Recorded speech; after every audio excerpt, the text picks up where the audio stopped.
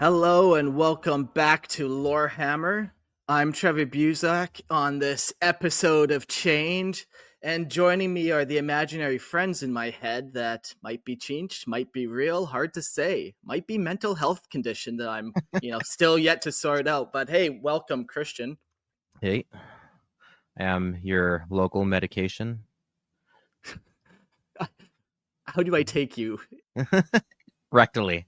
I was worried about that. Okay, I don't like that. Well, thanks for coming, I guess. You're already threatening people with rectal examinations. We also have Court. What's good, man? Good to be here. Hey, I'm wearing my glasses today, throwing people off for the Lord of Change, which I realize is really just the Lord of Gaslighting, which I think we're going to learn. Tzeentch is just the Lord of Gaslighting. So That good to is be a here. very nice way to say that, for sure. Okay, I like that a lot, actually. Okay, so before we get to the episode on the Lord of Gaslighting, I got a couple housekeeping things. Hey, do you ever listen to the episode and you hear one too many, or like one too many long pauses, or like a couple guys talking over each other? We got sound editors. They try to take a lot of that out, but it's a lot of work doing that. We're looking for sound editors. We have 3 that are doing very well, and then I'm looking for more just as kind of backup. So if you want to kind of help just edit some Lorehammer episodes, it's I don't know, it's a good way to help the show without, like, if you have no money and you just want to listen to Lorehammer episodes anyways, definitely message me at lorehammerpodcast.com. And always looking for sound editors. So definitely hit me up. Yeah, and then you can message me because I'm also an audio editor and a fellow nerd of the audio world. So then we'll just chat about Pro Tools, Logic, whatever. There we go. We'll just double nerd that way. It's all good. Yeah. I'm like, no, that's geeking. I think that's first. Okay, geek. there's a difference. Okay. Yeah, all right. yeah. Yeah, but also, guys, please join the Imperial Tithe and support the show. If you dig Lorehammer, if you dig what we do here, please consider supporting and becoming a patron on Patreon for Lorehammer. $2.50 a month gets you the ad-free versions of all the episodes. That's it, $2.50 a month. And then if you want to jump in on the video version and see our beautiful faces, as we say now, it's only $5 a month. So boom, 2 tiers. There you go. Oh, liar. I love you. Thank you, brother. Thank you. I see you. You get to say fun stuff like that when you're part of the Patreon chat and stuff. Liar says, my favorite man, Court. Mark is no man. Backhanded compliments. Yeah. But that's very, and here we go, double nerding right off the bat. That's very Eowyn from Lord of the Rings. I am no man. And boom, she kills the Witch King. So you know what? There you go, Mark. You're the Eowyn of the group. This episode, by the end of it, you can convince me if I'm going to sex change. That's the goal. In this episode of change and Tzeentchianness, I'll put on an Eowyn dress. I promise you that. Join the Imperial Tithe, folks. Let's make it happen. Yeah. And you can see it all on video unfold. Yeah, let's see if the madness happens. Yeah. Other advantage of joining the Patreon is you get to be in the live chat room, like Mark said. So you can come in and drop your comments, talk to us during the show, have live questions answered or make other shots at Mark. And we do live call-ins at the end of the show as well. So if you want to come chat with us in person and be on the show, it's a great way to do that as well. So the chat has some good stuff already bumping in there.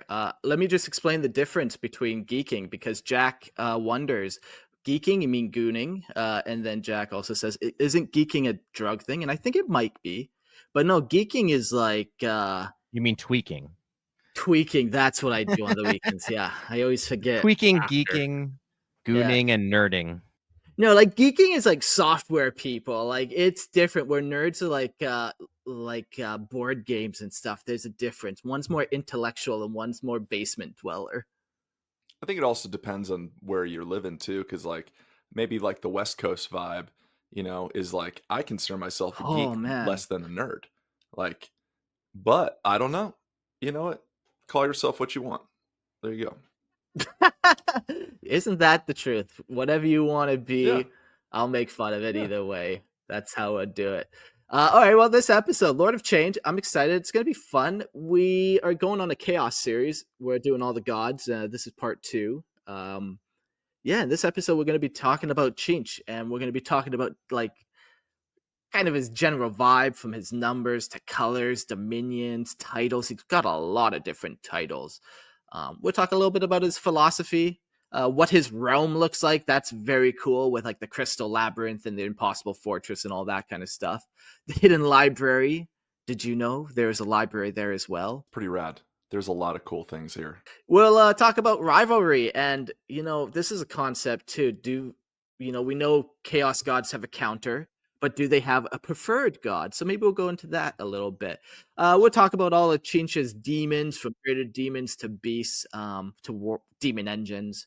We'll talk about the cult of Tzeentch, just different sorcerers and gifts and corruptions and all that. And if we have enough time, we can talk about some war bands and some night houses, titan houses, chaos renegade, all these little things that we can maybe dip our toe into.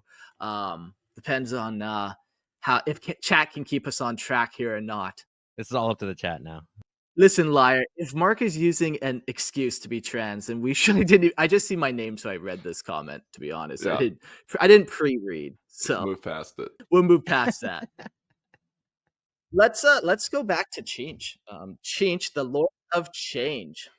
Cool. Yeah, and you guys are going to hear us say it different way, because you know what? We're going to change the way we say it. So Tzeentch, Tzeentch, Tzeentch. Tzeentch, whatever you want to call it, man. You know what? It doesn't matter. So either way. Tzeentch, the Lord of Change. Yeah. So if chaos is change itself, then Tzeentch, more than any other dark power, embodies chaos in its purest, most primal form. Therefore, no other god of chaos warrants more of our fearful respect, our tireless resistance, and our unflagging loyalty to the emperor. That was said by Inquisitor Gallienus Dirk at the Jellicoe Conclave. Jellicoe cats. I like to think of-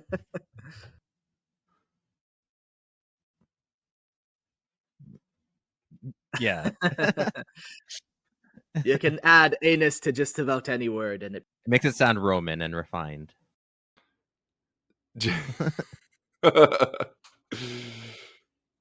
I really tried hard not to say Gallienus, like in like some sort of, I don't know, dweeb. It was really difficult. Yeah. There it is. Yes, Gallienus. Tzeentch, the changer of ways, is no mere deity of the immaterium, but the very embodiment of the ceaseless churn of ambition, the unrelenting tide of change, and the insidious whisper of progress turned to ruin. Where others speak of the ruinous powers in crude forms or terms, much like destruction, decay, indulgence, Tzeentch moves unseen, weaving webs of influence too intricate to be comprehended by mortal minds, and very much more intricate than what we can comprehend, because we're just a bunch of idiots here. So, hope is but a mask. The desire for knowledge, wealth, or dominion is never truly one's own. It is a thread in a grander tapestry, its pattern dictated by the great conspirator. To wish for a better future is to set foot upon a path unseen, where each step forward twists, contorts, and ultimately serves the architect of fate. Whether human, Xenos, or demon, all who yearn for more dance upon strings they cannot perceive, their wills subverted long before they even suspect anything. While the other dark gods revel in crude displays of dominance, Khorne with his bloodletting, Nurgle with his rot, Slaanesh with their decadence, Tzeentch moves in silence, unseen and inevitable. His weapons are not axes or plagues, but whispered promises enticing futures and the slow, deliberate corruption of ambition. What begins as a noble pursuit, a leader striving for power to enact change, a scholar searching for hidden truths, a warrior seeking tactical perfection, becomes, with but the smallest of nudges, a path to betrayal, heresy, and madness. There are no accidents, no innocents, only those who believe themselves free, blind to the subtle manipulations that lead them to ever deeper into Tzeentch's web. Intentions matter little, for it is not goodness or evil that fuels the architect's schemes, but the act of scheming itself. The ceaseless turning of the wheel, the inevitable revelation that what one once sought was never truly theirs to claim. Tzeentch does not command. He does not demand. He whispers, he tempts, he guides until the unwitting serve him willingly, never knowing the precise moment they cease to be their own.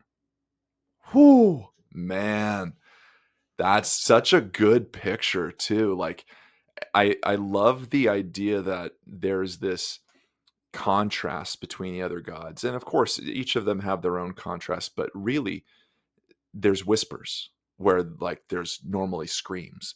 There's just a little bit of scheming and plans and plotting where there's bloodletting. It's such a very cool Yeah. form of chaos. Very cool. Yeah, like all rebellions start in like dark back alleys, you know. There's that form of chaos that happens. I always just think of Tzeentch as kind of the universe. Every part of it's constantly at change, you know. Either you're in motion or not, or changing from state of new to old. Like everything's just constantly changing, and he's getting fed off all of that. Doesn't matter what little bit of change, it's all for him. Mm-hmm. Yeah, and like you said, like it's that insidious form of chaos, right? Some of it's like really blatant and in your face and loud, and this is a lot more delicate and corrupting from behind the scenes. So, the changer of ways. I am Tzeentch, and you are the puppet that dances to my tune. Excerpt from the Book of Tzeentch. Tzeentch is known by many names, and yet defined by none. Is the changer of ways, the ceaseless force that twists destiny and warps reality according to his unknowable design. As a lord of change, he is the shifting storm of possibilities, the eternal flux that denies stagnation. As a lord of sorcery, his power manifests through the arcane, his knowledge extending beyond mortal comprehension. The architect of fate, he shapes the future with schemes so vast that even his own servants grasp only fragments of their purpose. The great conspirator and great deceiver, he weaves plots within plots, lies within truths, until reality itself is uncertain. As the lord of entropy, he ensures that nothing remains as it was, that all things decay into something new, something unforeseen. The master of mutation, he crafts both flesh and destiny alike, twisting them into forms both wondrous and monstrous. The weaver of destinies, he guides the fates of empires and individuals alike, spinning an intricate web of influence across time and space. He is the father of lies and deception. For every promise he whispers is a stepping stone to damnation. Every boon a curse in disguise. As a great eagle and raven god, he is the unseen predator watching from above, striking with razor-sharp precision. To some, he is Chachar, the ancient force of change. To others, Shunch or Chen. Different names, different guises, yet always the same unfathomable will, reshaping the universe in ways none can predict, not even those who worship him. Ooh, yeah, like he's got so many titles and so many names, which makes sense for a god of change, but that kind of also gives like a summary of his portfolio. It's not just fate. He also does sorcery. He does like lies and manipulation, mutation, and they all have that obviously like change theme in them. His LinkedIn resume is just really fleshed out. It's really good, really pro, very pro, very specific. Yeah. Yeah. I definitely want to. I don't have the login on chat, but Liar 100%. He is Wormtongue. So Lord of the Rings fans, fellow brothers there and brothers and sisters, he is Wormtongue. Yeah, 100%. Sure. Yeah, that whispering, corrupting influence. An interesting thing too is the concept of like transmutation and witchcraft that goes with that sorcery theme. Like a lot of sorcery revolves around changing forms of things, right? Life and death, substance to substance, things like that.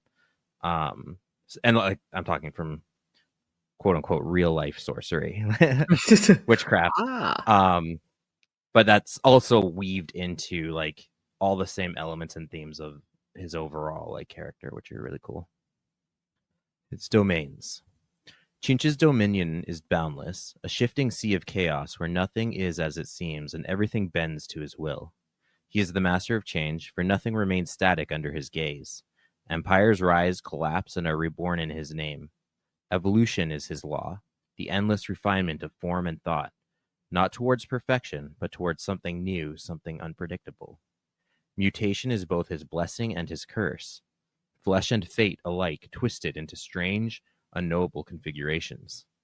He is a patron of intrigue, where whispers topple kings, and a single secret reshapes the course of history. Ambition is his most insidious tool, for every mortal who yearns for more treads the path he has paved, their hunger leading them ever deeper into his schemes. As the keeper of knowledge, he hoards forbidden truths, revealing only fragments to those who seek, drawing them into his labyrinthine deceptions.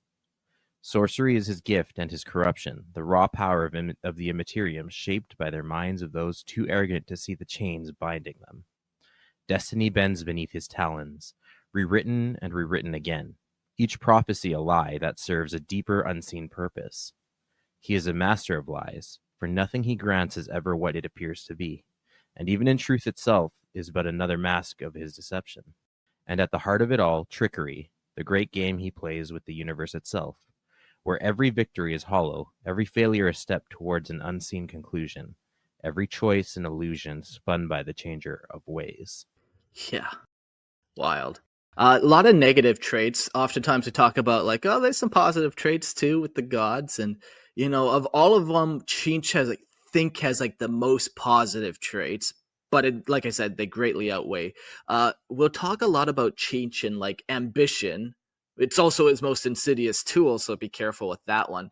We'll also talk about hope, because with change, there's hope of something better.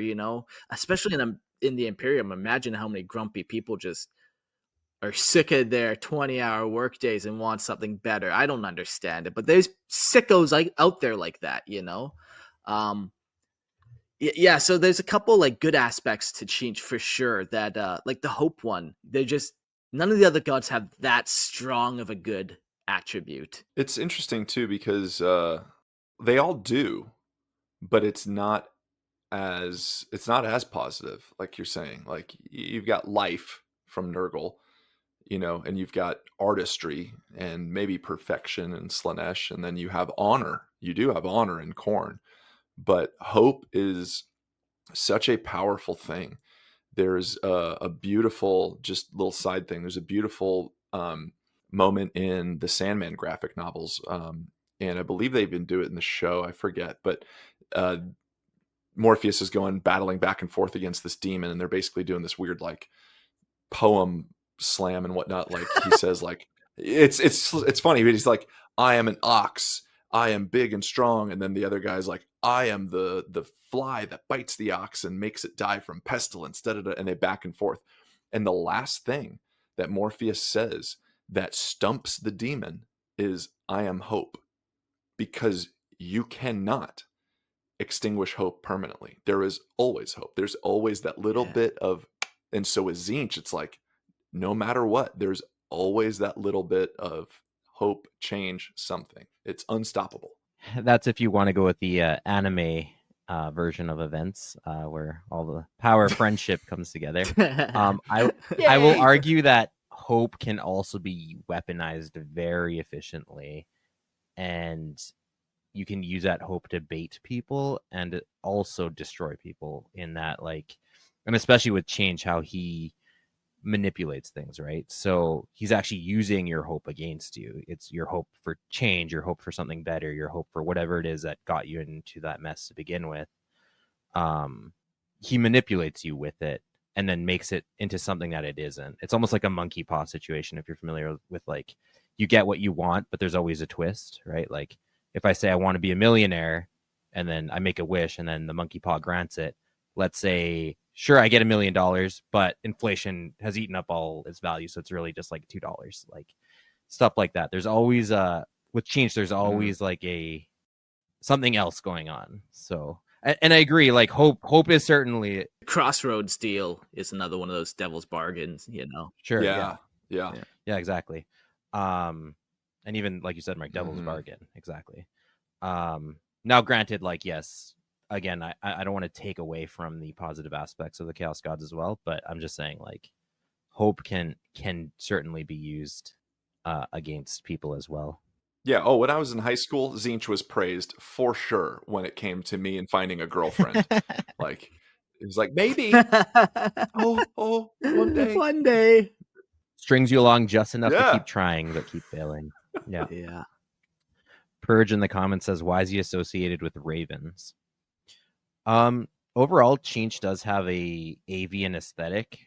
He looks more like I don't know if he looks like, but his demons look more like vulture. His greater demons look more like vultures. But ravens are often like really associated with either like in Nordic mythology with like Odin and telling the future and fate, or in other cultures as well. They always kind of have like a very strong sorceress or mystical component. Again, tied with like witches and things are often associated with ravens as well. So Yeah, like ravens are super crafty in and of themselves. Like they can solve very complex intelligent. problems. Yeah, and like they're old life forms too, as well. And then the other kind of thought maybe I had was, it's not quite developed yet. We'll come back to it later, I'm sure. The chicken of change. It's the chicken of The change. chicken of change, Which just yes, poses the exactly. classic conundrum: which came first, the chicken or the egg? And that's the Tzeentch poem. There it is. Yeah, that's what spawned Tzeentch's first little the first caveman who thought spark that in the question. warp. Yeah. We discovered it here on Warhammer. Cool. Well, we'll jump into Tzeentch's manifestations. While the dark gods shackle themselves to form and consistency, Tzeentch remains a being of ceaseless transformation, a kaleidoscope of guises, each truer than the last, yet false, all at the same time. Mm-hmm. Mortals in their feeble attempts at understanding assign it to the pronoun he, though such distinctions are meaningless before the thing of pure, shifting thought. Okay, so that's the direction I gotta go. Not just one, but all, everything. You have to send, yeah. You can never be pinned down as anything, really. Excellent. Wow. Your pronouns are Lord of Change. Perfect. Gender identity. These are mere illusions to a god whose very essence is contradiction and flux. The air about Tzeentch is thick with sorcery, a living haze of colors that coil and intertwine like cunning lies given shape. It is an ever-turning tapestry, its strands whispering in the unknown tongues, revealing glimpses of fates yet to unfold. Those who find themselves reflected in this prismatic vapor are already changed. Their bodies, their minds, their very souls twisted into new and terrible configurations. To draw the gaze of Tzeentch is to be rewritten, whether one wills it or not. And yet, through the ceaseless, endless maelstrom of forms, certain aspects endure. The hollow laughter of scholars broken by forbidden knowledge. The burn of shifting signals seared into unwilling flesh. The dread recognition in the eyes of those who see the face of the architect and know with horrifying certainty that they have beheld it before. Most often, Tzeentch takes the shape of a towering, cadaverous sorcerer, its robes writhing through an impossible spectrum of hues, each shade laced with hidden meaning. The head slouches low, fused with its own torso, as though peering down upon creation with an amusement both boundless and cruel. Its arms are spindly, talon-tipped extensions of its will, and from its brow rise horns that arc and spiral like paths of labyrinth schemes, crackling with the fire of revelation and madness. Others tell of a more hideous still, shifting horror of flesh and voices, a multitude of faces that emerge, leer, whisper, and dissolve in an unending possession of deception. They speak in unison, yet never in truth. Each mouth offers a different story, a conflicting promise, a maddening reflection of the same sentence spoken 1,000 ways, each meaning lost within the others.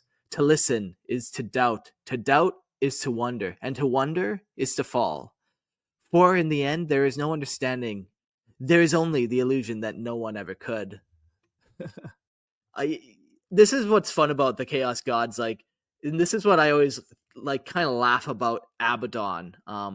You think you beat Tzeentch, you think you beat his plots and schemes. That's exactly the mindset Tzeentch wants you to be in. He's got you right where he wants you now. Like, as soon as you think you're in control, you're not at all, man. That's why you have to embrace true chaos and just act anarchically and not have any forethought. How can you scheme if you're not planning your next move? Always keep them guessing. Exactly. And right now, smashed my laptop. No one's seen that coming. Podcast just ends. Yeah.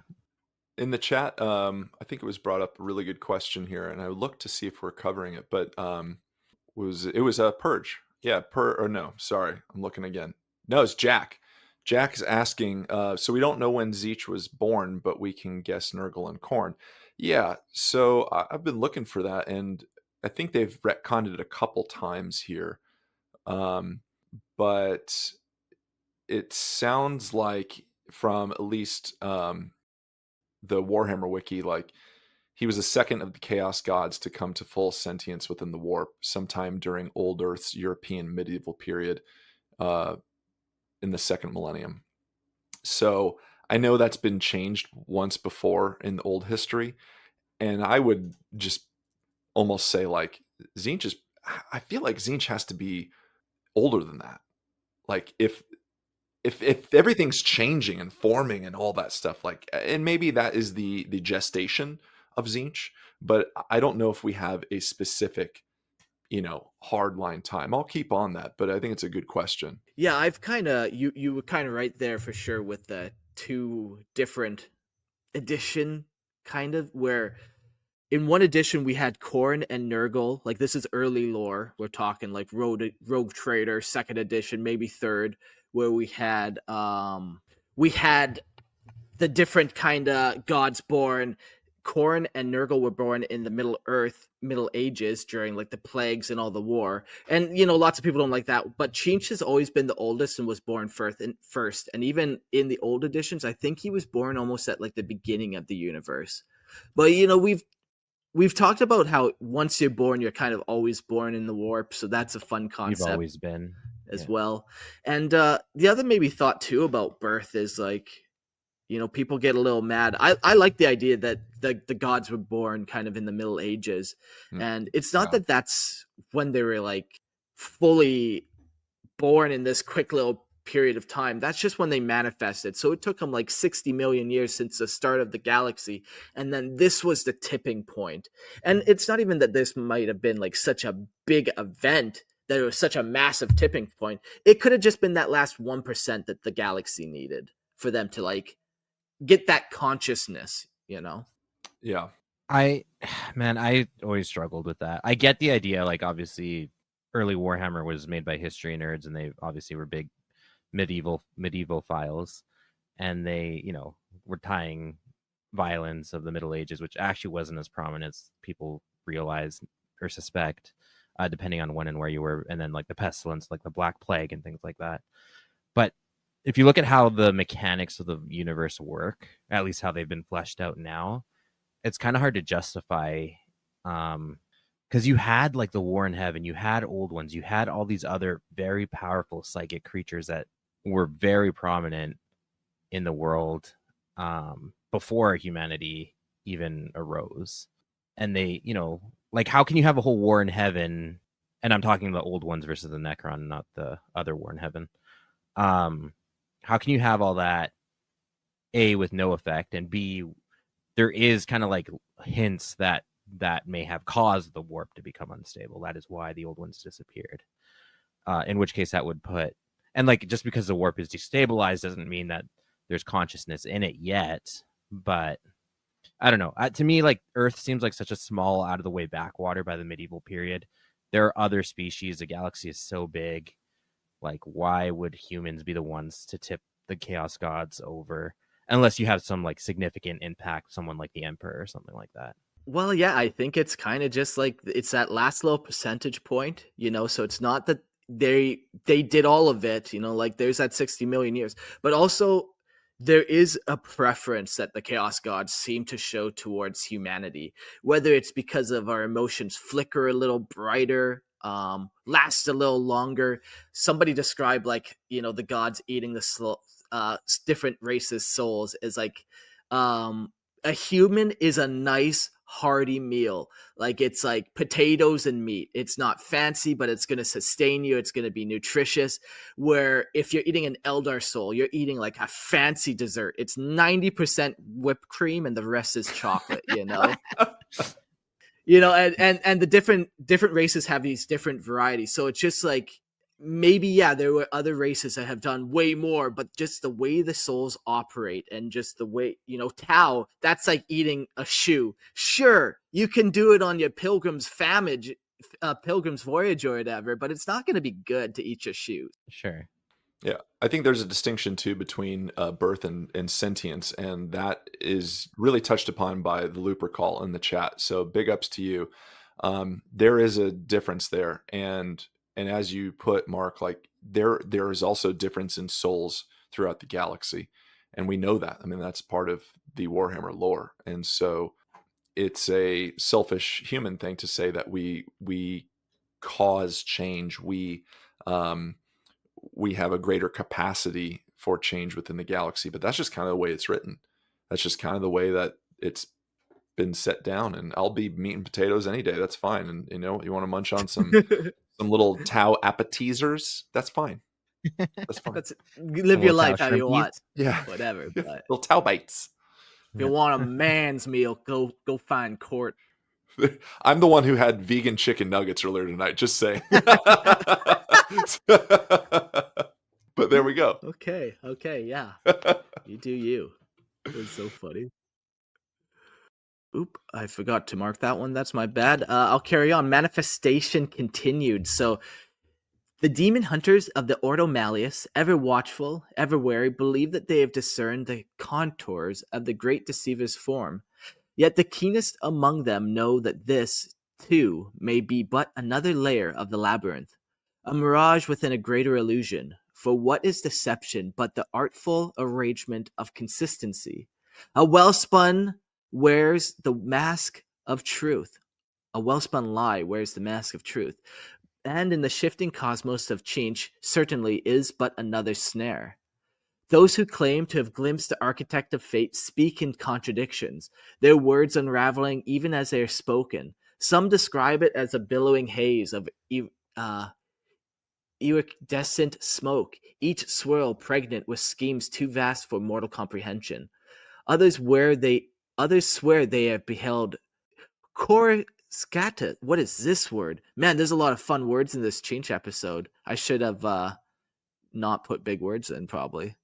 Well, they're strands of raw energy, and they flicker and power unshackled from meaning, twisted all it touches into grotesque new forms. Faces appear in the midst, whispering half-truths that fray the mind. Blasphemous signals of burning dark tongue hang in the air, searing reality itself.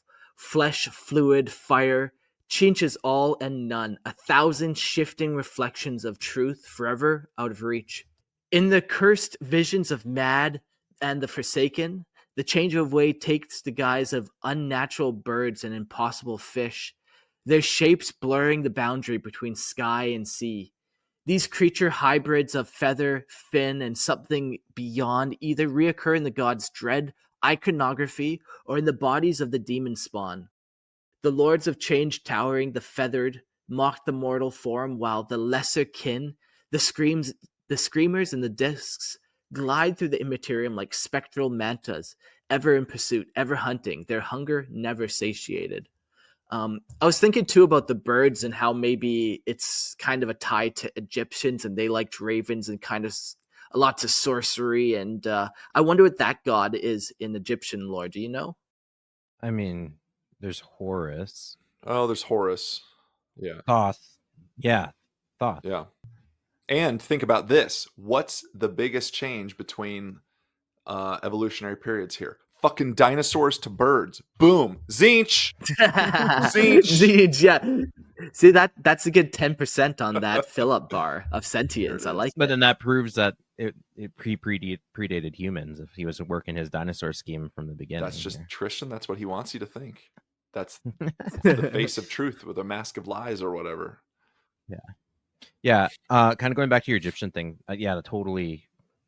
That's pretty obvious as a theme too, because Thoth is a god of like writing and witchcraft and stuff like that too. So that's a very obvious. And especially when we get to Thousand Suns, then it really yeah. gets like, okay, yeah, Yeah. I get it, Egypt. Just as subtle as the Necron, yeah. Yeah. I don't know what you're talking about. The Necron are the greatest. I have no idea what you're talking about. Also something you kind of went past too. Fire also plays a big role in like Tzeentch symbolism, which again goes back to like fire is a transmuting state. Like it's naturally unstable. Like fire doesn't have a form, and B, it is the process by which something is changing from one state to another when it burns, right? So again, I love all the symbolism, how it all like kind of ties really nicely together. Yeah, when you look at the symbol for Tzeentch, it's very flame-like and almost liquidy as well. Like there's that hint. And again, water is formless, Mhm. right? Like again, Yep. that. Yeah, it's so interesting to think about looking at that, because I think you guys said it perfectly. You're looking at this symbol and you're like, oh yeah, it's a flame. And then you kind of blink and now it's water. And you're like, wait, like how could it be water now? And then you're looking and it's back to flame, or something even crazier. And it's just like every time you think you know what it is and you can describe it, it's like completely shifted now. It's that fucking dress. Like, is it gold or gray or whatever? It's that. Yeah, oh, Yeah. I know, I don't yeah. know. Tzeentch be praised. It is neither and it's both, as Tzeentch intended. Yeah. Yet among all these depictions, the darkest whisper remains, that Tzeentch has no true form at all, that the flesh it wears, the shape it assumes, is but another layer of the masquerade. When it begins to manifest, it is a grotesque ballad of writhing, shaping substance, its body as mutable as its will, its every aspect an echo of the formless insanity that is its domain. Like its demons, the realm of chaos itself, the great mutator, does not exist as others do. It is a transformation given will. It is a lie that believes itself true. It is change itself. Yeah. And if it were a musical genre, it would be jazz fusion. It's just all over the place. Yes. But Purge, I like your comment too. You keep thinking of change in the House of Flies. I'm hoping you're talking about Deftones. So yes, big ups. Yeah, Tzeentch is just a really cool, just uncomprehensible thing. But there are manifestations like we were talking about, and just continuing on with the manifestations here. The notion of Tzeentch possessing a singular, tangible form, it is itself a deception, a comforting delusion crafted by feeble minds to seek to impose shape upon the shapeless, to comprehend the incomprehensible. Those who peer too deeply into the abyss of the great deceiver must grapple with a simple, insidious truth. Its essence is flux. Its substance is ever-turning wheel of change. What is perceived is but the mind's own desperate attempt to impose reason upon the unreasonable, a conjured metaphor more than a reality, a mask behind which lurks nothing but the roiling storm of endless mutation. Some whisper that mortal perception clings to birds and fish, the creatures of the sky and the sea, because these things are ruled by the whims of unseen forces. Winds shift without warning, tides pull and churn, ever inconstant, ever treacherous.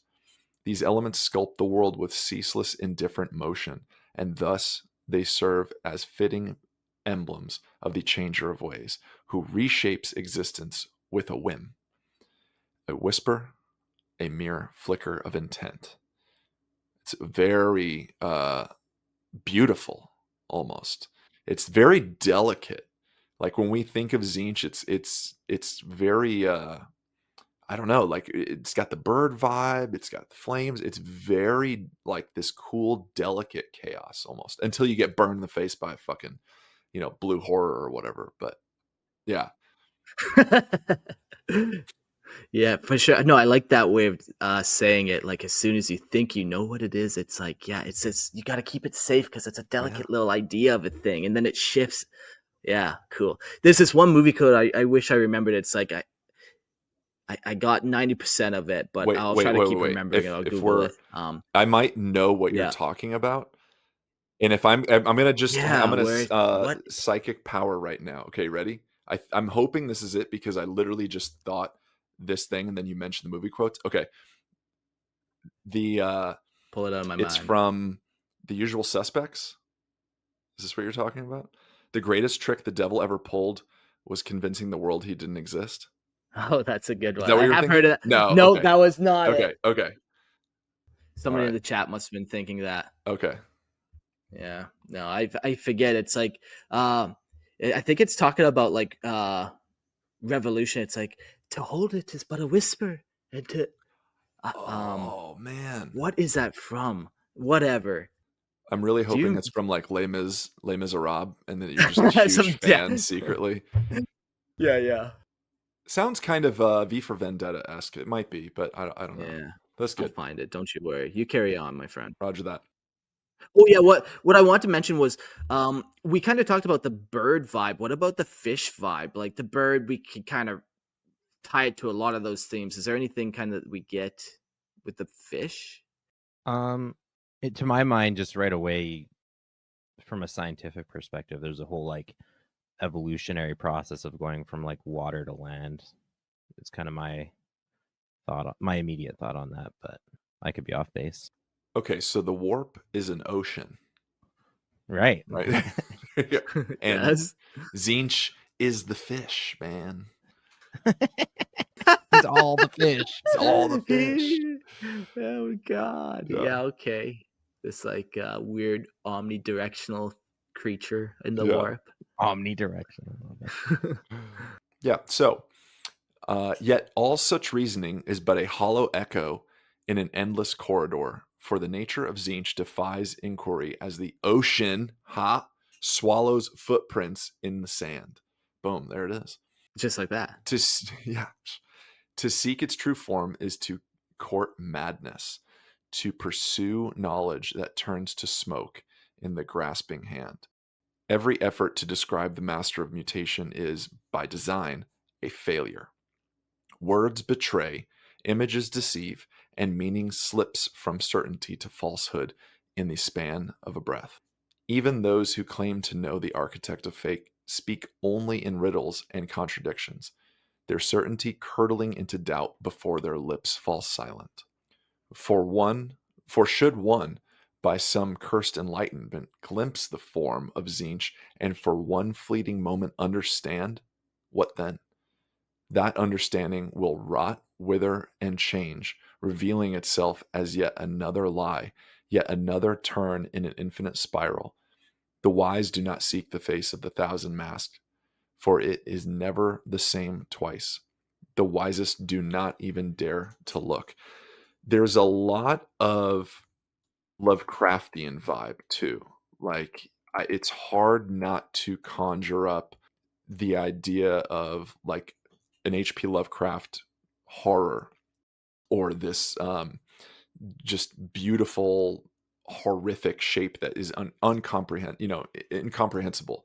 And a Yeah. lot of writing with Lovecraft, if you guys are fans, which I very much am, um, is undescribable. Like the horrors are never thoroughly described in detail, and then your mind just makes it up. And so much of this feels that way, especially with and I don't believe, I'm looking it up now, but no, it was not essentially Lovecraft in the first instance, but it was um, uh, Ambrose Bierce and Robert W. Chambers wrote about Hastur.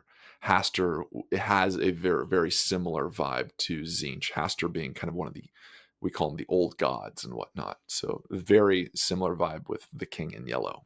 Yeah, and like Cthulhu has like a lot of kind of ancient dread or like fear being feasted on almost.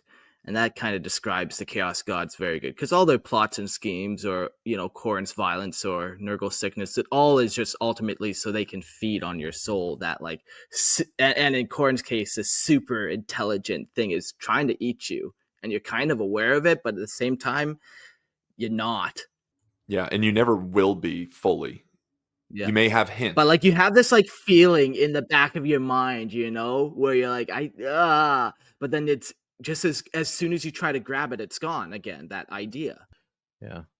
Yeah, I'm reminded a little bit of the observer's paradox too, where like the very act of you observing something like changes it, so you can never really grasp it. Like it's a phenomenon that happens like in social science and in like physics. Where if you like actually observe like a certain thing with light waves, like they change just by you looking at them. So it's so hard to pin down, because it like, how can you measure something if every time you solidify it or you think you have it, it changes because you're looking at it and you're trying to capture it in its natural state. So yeah. That's pretty cool. It's maddening. Yeah, it could drive you crazy, just like change wants. Yeah.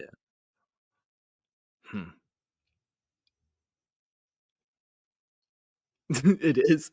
All right, let's talk about the sacred mark and not Marcus.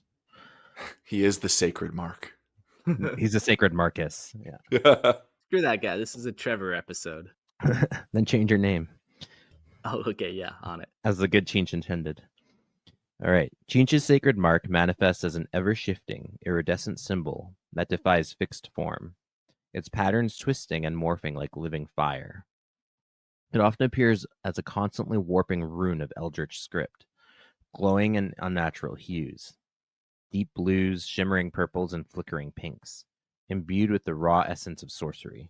Those marked by Tzeentch find their flesh crawling with arcane energy, their eyes shimmering with the light of distant galaxies, and their minds flooded with cryptic whispers of impossible knowledge. The mark is a blessing and a curse, granting unnatural insight, mutability, and enhanced psychic potential, but also dooming its bearer to an existence of ceaseless transformation, paranoia, and inevitable betrayal. I do love this being like a tabletop mini game that you paint. That the Chaos Gods have very distinct colors, like the blue and the pink, and it just goes on the tabletop so nicely. Khorne has red, and Nurgle green, and Slaanesh. What would Slaanesh have? Purple, I guess, maybe. Pink, purple. Yeah. I guess gods can share the same color. Yeah, I was actually thinking the same thing too when I was thinking about Tzeentch and Slaanesh, and like what colors, because like Tzeentch does have like pink horrors and like is known for blue, and obviously the transitional color between pink and blue would be like a purple. Yeah, but they are suitable. Blue is also incidentally a pretty rare color in nature too, which is cool. That's why they used to use blue screen back in the day instead of green screen. I mean, they still use blue screen sometimes because that form of blue just does not naturally occur as much.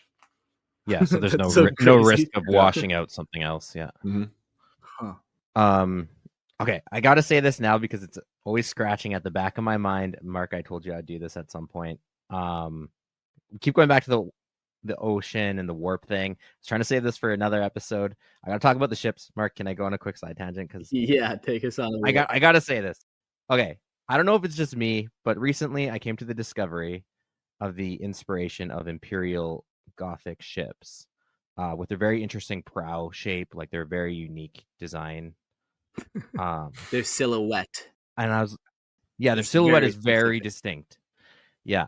And I was always wondering, I'm like, 40K obviously draws a lot of inspiration from different things. Like, what is this thing? It looks vaguely familiar, but I couldn't put my finger on it. Flip that ship upside down. What is it? It's a sailboat. It's a sail ship with the masts inverted to make the spires on the ship. 110%. They're all sail ships that have been flipped upside down and are floating through space like boats on the ocean. And I've been hanging on to this discovery for weeks. And okay, yeah. I'm looking at it now. the man may be onto something. Yeah, He also okay. might be possessed by Tzeentch. Hard to say. Yeah. 110%. I would love to see how this originated, where like somebody's original design was just the ship vibe, and then they brought it to James' workshop, or whoever was in charge at the time, and like the model broke, and they like, oh shit, just glued it upside down in accident. He's like, fuck that, that's great, I love it, let's do it. And they're like, Let's throw it but in space. it's perfect, good. Yeah, 110%. Yeah. Okay, And, I think I found for everyone a screen to share. I thought you were gonna say something like, "It's a fucking bird, man." It's Christian a was like, bird. "It's a bird." It's all birds all the way down. Yeah. No, every episode I want to bring it up, and everyone starts talking about the ocean. I'm like, I got to save it for like an actual Imperial ship episode. But I don't know if I can wait that long, man. Like, it looks like Okay. you're right though, because what it really looks like is the most fucked up cruise ship you could ever be on, upside down. Yeah. It is the Carnival Cruise from hell. Nice. Yeah. Yeah. All you can eat corpse starch though. So That's right. that is nice. Yep. It just goes back into the whole theme of like the warping and ocean, and these ships are traversing the ocean. Like it's all oceans, man. That's what it is. It's all water. It's That's right. oceans all the way down. Okay. Anyways, let's get back to topic here. Tzeentch and the sacred number 9. 9 is the number most sacred to the Changer of Ways. It is only upon tracing the 9th sigil that the runes of a change scroll begin to glow, morphing into their true nature. There are 9 distinct rites an acolyte must master before he can unlock the secrets that will permit him to pierce the veil, a process that will allow a worthy aspirant to draw upon the boundless energies of the Immaterium. To remain unbroken, a summoning symbol must contain 9 sequential rings, each perfectly executed in a 9-fold process.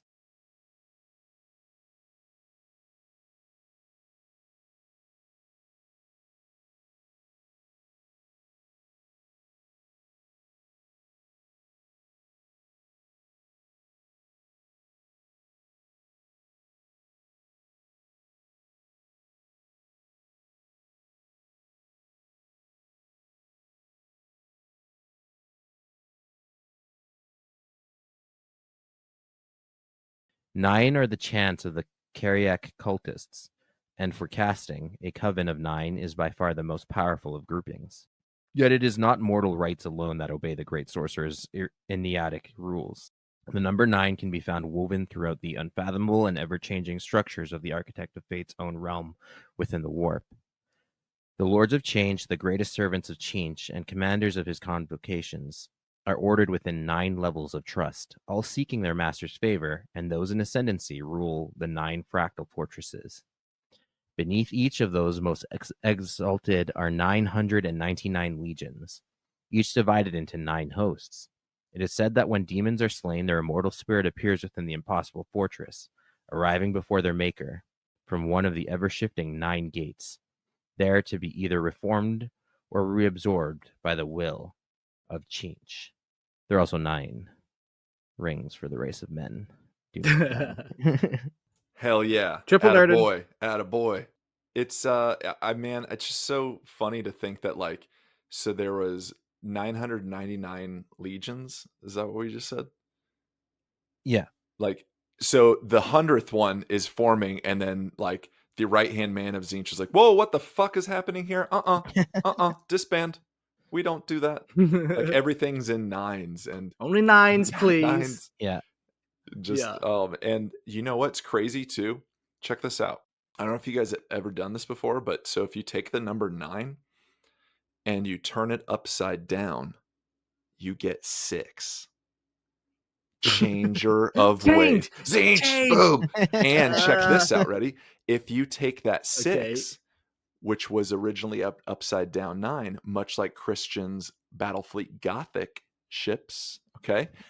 You take that 6, I'm going to form it like this, and you just change it ever so slightly. You get the letter G for Gothic, Battlefleet Gothic, upside down ships. The warp is a fucking ocean. Tzeentch. Yeah. We did it, guys. We solved Warhammer. Yes. I love it. Wow. So now I understand. I didn't know he had a sacred letter of G as well.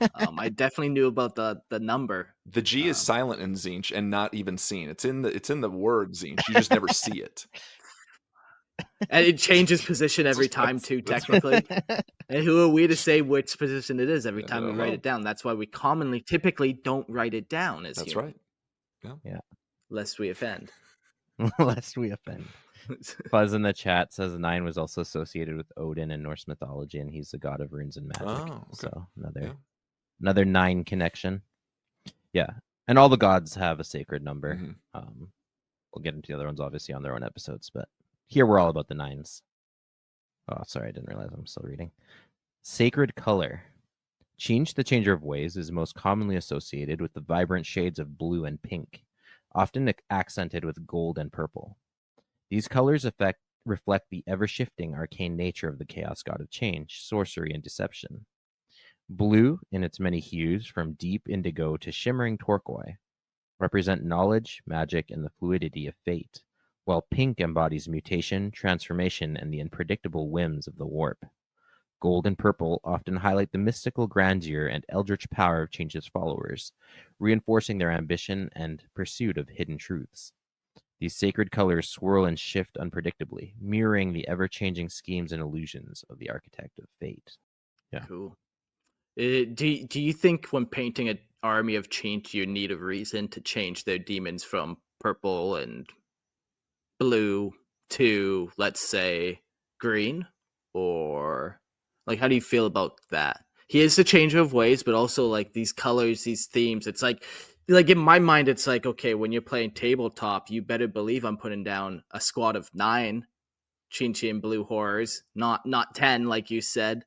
So do you feel like, because it is a magical kind of like connection thing, these colors, these symbols, these meanings, they do mean stuff. So how do you feel about that concept of the colors actually strict colors, blues and purples only, sir? Yeah. I'm open to the idea of being other colors. I think some yellow horrors could look pretty cool. Some the thought, maybe let me refrain, and not that there wouldn't be other colors, but like if there were different colors, they would be less powerful, and maybe only just a tiny bit, like, maybe only that little percentage point. But what do you think about that? Yeah, could be.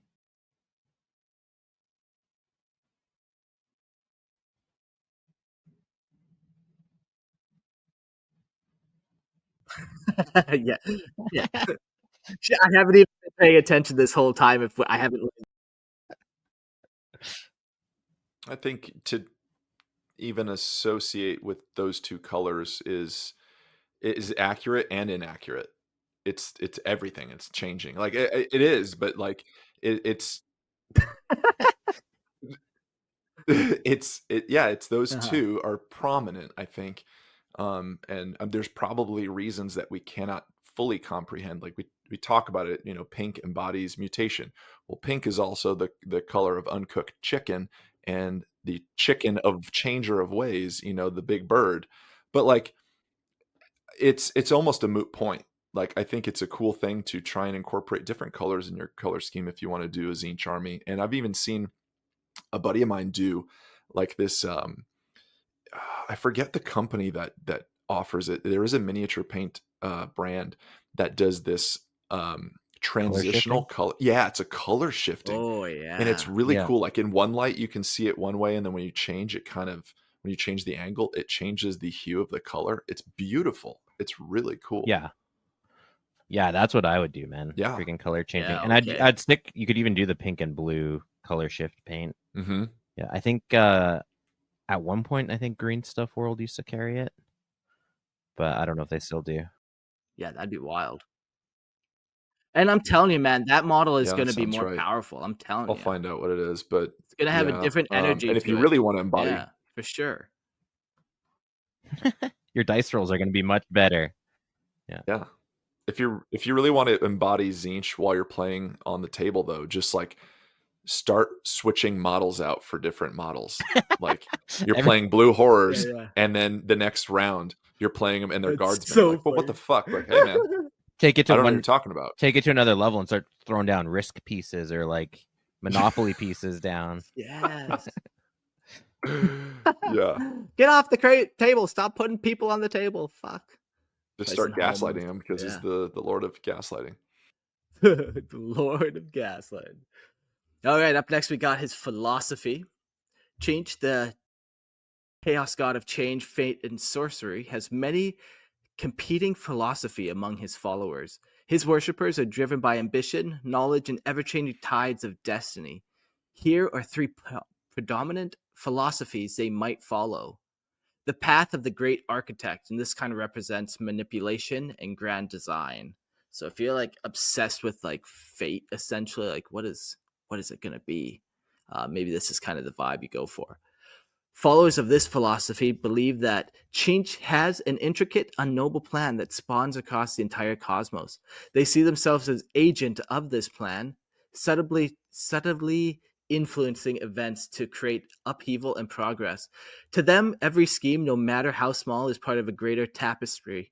Some manipulate politics while others steer entire civilizations toward inevitable conflict, all in the name of the ever-changing plan of their god. Yeah, so just plots and schemes, that kind of doctrine. The next one is the doctrine of endless ascension, and this kind of represents self-perfection and knowledge. This path appeals to sorcerers, scholars, ambitious individuals who seek ultimate power and knowledge. They believe change is the only true constant, that through mastery of sorcery, technology, or strategy, they can evolve beyond mortal limitations. These followers see themselves as seekers of enlightenment, though many fall victim to their own unchecked ambition, mutating into horrifying forms or losing themselves to the madness of the warp. Yeah, I like this one, how quick it is to like, yeah, you just swap out one arm for a cool chaos mutation. And you're like, oh, that worked out pretty well. And then you swap out your other arm, and it's like, oh, great, now I literally got a fish fin. And you're like, well, now I gotta keep rolling that dice till I get something good again to balance out the fucking fish fin. And then by the time you're done, you're not even recognizable anymore. These are the gifts. That's the gifts. Yeah. These are the gifts. The next one is the change of chaos itself. Or the chaos of change itself. And this is anarchy or pure mutation. Some worshippers embrace Tzeentch as the embodiment of pure, unchecked change. To them, stability and order are abhorrent, and they seek to create chaos for its own sake. Whether through mutation, destruction of institutions, or warping of reality itself, these zealots revel in the ever-shifting nature of existence. They care little for the grand schemes of ascension, only in ensuring that nothing remains the same for long. That one's kind of almost like malice. But we've talked so many times about how one god and another god can both draw the same power from one action, and it might split that soul in half as they, tear at the scraps like a rabid dog. So yeah, when I hear chaos for change itself, that's such a malice kind of concept, but change can have it too, for sure. I don't view them as having such harsh distinctions all the time either. Like you said, like I think there's a lot of crossover, and while some are more obvious than others, but like change is change is constant. Like, which already Yeah. that sentence right there sounds very Tzeentch, but like any of the chaos gods are going to kind of affect the others and feed off of the others in certain ways. Like I cut off this dude's head. Cool. Khorne be praised. But check it out. He was living and now he's dead. There's a little bit of change, and maybe the scheme that I used in order to sneak up on him, there's so much Yeah. crossover.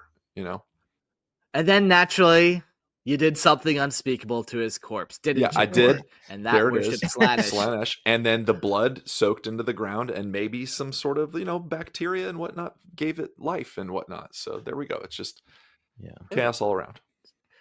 Yeah, Yeah. I think also like another overlap is like that ambition part, like Tzeentch and Slaanesh very much overlap in that area as well. But yeah, I like what you're saying, Cord, about things not being like very like hard and fast rules about their domains. They're chaotic, right? Like it makes sense that their rules are a little bit flexible and they kind of mold and bend into each other. Purge in the comments said Tzeentch is the CIA, 110%. Confirmed. Before we talk about the realms, I picture this, and I said it on the last episode, just how realms kind of shift power, where, you know, they're touching. You got these different colors, and as they bump into other ones, they consume them and shift colors, and will kind of spread like a wave across all these different colors. The other kind of thought too with sorcery, or sorry, with the realms, is just with Tzeentch being able to kind of, with them being able to kind of manipulate different realms and stuff, each one kind of appears to us how we think it appears. So some of these aren't like actual things. This just kind of takes our mindset. Like the warp is a different universe entirely. So keep that in mind when we go into these. They're like human comprehension of what these things are. Yeah, there's only so much that we can actually, as humans, comprehend and see. You know, there's frequencies that I will never be able to hear in my life. There's color spectrums that just, you know, I would never be able to see ever. So I think that's a good point, Mark. So if we get into the realms here, created from the raw energy of the warp, Tzeentch's realm is one of constant flux and shifting structures hewn spontaneously from every material imaginable. There, the only one constant is change. Boom, like we just said before. Yeah. There it is. No mortal and few demons can visit the realm of the Raven God and survive with sanity intact. And this was a quote by Inquisitor Gillian Kais Ordo Malleus. As Tzeentch takes 1,000 forms, each more fluid and deceitful than the last, so too does his dominion within the realm of chaos shift in ceaseless flux. The realm of the sorcerer is not a place nor even a singular vision. It is a kaleidoscope of scheming intention, a reflection of the changer's ever-twisting designs, a space that reshapes itself with each new whim, each new strand woven into the webs of his 1,001 plots. Mortal minds, humans, Xenos, even demons can grasp but the barest fragment of its true nature, and even the fragment is little more than self-deception, a feeble attempt to define the undefinable. Some, both scholars and the rarest of survivors, whisper that only the most potent of the lords of change could hope to perceive the realm in its entirety. For all others, the very act of witnessing it is the first step towards madness.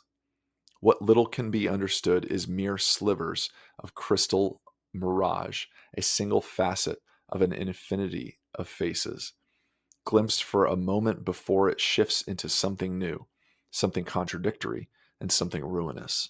Even the means by which mortals attempt to describe Tzeentch's realm betray their own futility. To sculpt with fog, to describe a dream as it unfolds, to sing in silence, to paint with mist, such paradoxes are only the tools available to those who seek to convey what should never be comprehended. The great ocean of the warp is chaos distilled, and at its heart, the domain of the architect of fate is the most distilled madness of all an essence of impossible, corruptive transformation given form. So, geez, if you're not fucking insane by half of this, check yourself, people. Check yourself. Like, it's such a beautiful, like, there's so many things that we've said in here that just form this beautiful poem. And these, I think, are great examples of the I kind of said it before, like the whispers, the fragility that is Tzeentch and the change. And like, if you ever want to just sound really cool, man, print up some of these things here. Go to like a coffee house and like start speaking this crap, man. Here you go. All right, guys, I'm going to tell you about Tzeentch. Here we go. Snap, snap. Thank you. Here we go. Like, boom. You'll be the greatest poet just speaking this stuff on stage. For sure, for sure. And then you go behind the back and you find the crew smoking the green, and they'll be asking each other such questions like, "Yeah, do you think Tzeentch can like comprehend himself?" Like Fuzz says in the chat. Which is an interesting question, actually, Fuzz. Yeah, does Tzeentch know? Can he comprehend his own schemes, or is it all just like madness and like, by the time he thinks of one scheme, he's already 50 schemes down the line type thing, and he forgot about the last one. What do you think of that kind of? I think to comprehend, if Tzeentch feeds off of change and chaos and stuff, comprehension is the opposite of that. I think it's self-fulfilling to only know part of oneself that way. So to even have the idea that like, yep, I completely understand myself. There it is. There's nothing to it. I've got all 1,001 plans laid out, and or 999, right? And they all look good. And here we go. Like that, I don't think serves the flavor nor the persona of Tzeentch. But if you wanted to flip it on its head, then maybe full comprehension is what drives that chaos, that it is unfulfilling because it already has answers. It already knows oneself. So the motivation to be chaotic comes from the lack of chaos, the comprehension that Tzeentch has of oneself. Tzeentch be praised. You're going to drive yourself crazy. I know. I like that. I started going that way. Oh. He's channeling. He's channeling. It's just like Jordan with his Nurgle speech. Once he starts going, you get possessed. Someone mentioned the Alpha Legion in the chat, and I always thought Alpha Legion wouldn't be a bad candidate for being more Tzeentch inspired, but they don't have they're not like the Tzeentch faction, but they certainly fit the bill. Yeah. What about Alpha Legion and Malice? I like Malice being the idea of anarchy for anarchy's sake. Tzeentch is like the schemer, and then Malice is like there is no plan; it just is. Like Okay. like a Dark Knight Joker. Like I'm just gonna cause chaos for chaos's sake. But a couple other thoughts too is Tzeentch just being the definition of a paradox. Like these questions you guys are asking, these like big philosophical thoughts is like that Tzeentch's very being is paradoxical. He's like unknown and knowable. He's both things at the same time. Like, yeah. He is a paradox incarnate. Let's go into the maze of Tzeentch, also known as the Crystal Labyrinth. The Crystal Labyrinth sprawls across a shimmering, iridescent expanse, a grand illusion made manifest, where streets of shifting crystal gleam in colors unseen by mortal eyes. To those who would navigate its twisting paths, know this: its roads are not mere avenues, but deceptions given form, a latticework of falsehoods and schemes that stretch beyond its borders, entwining even the fractured dominions of the other ruinous powers. At the heart of the endless kaleidoscope maze lies the impossible fortress, veiled in mystery, and the hidden library, whose tomes whisper truths that would unmake the mind.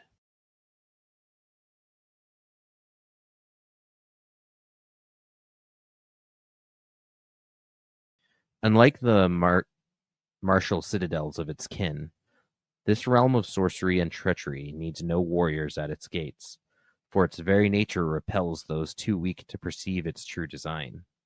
Its corridors, like mirrors polished from the fabric of dreams, do not merely reflect light, but cast back the deepest yearnings, twisting them into cruel parodies of what might have been.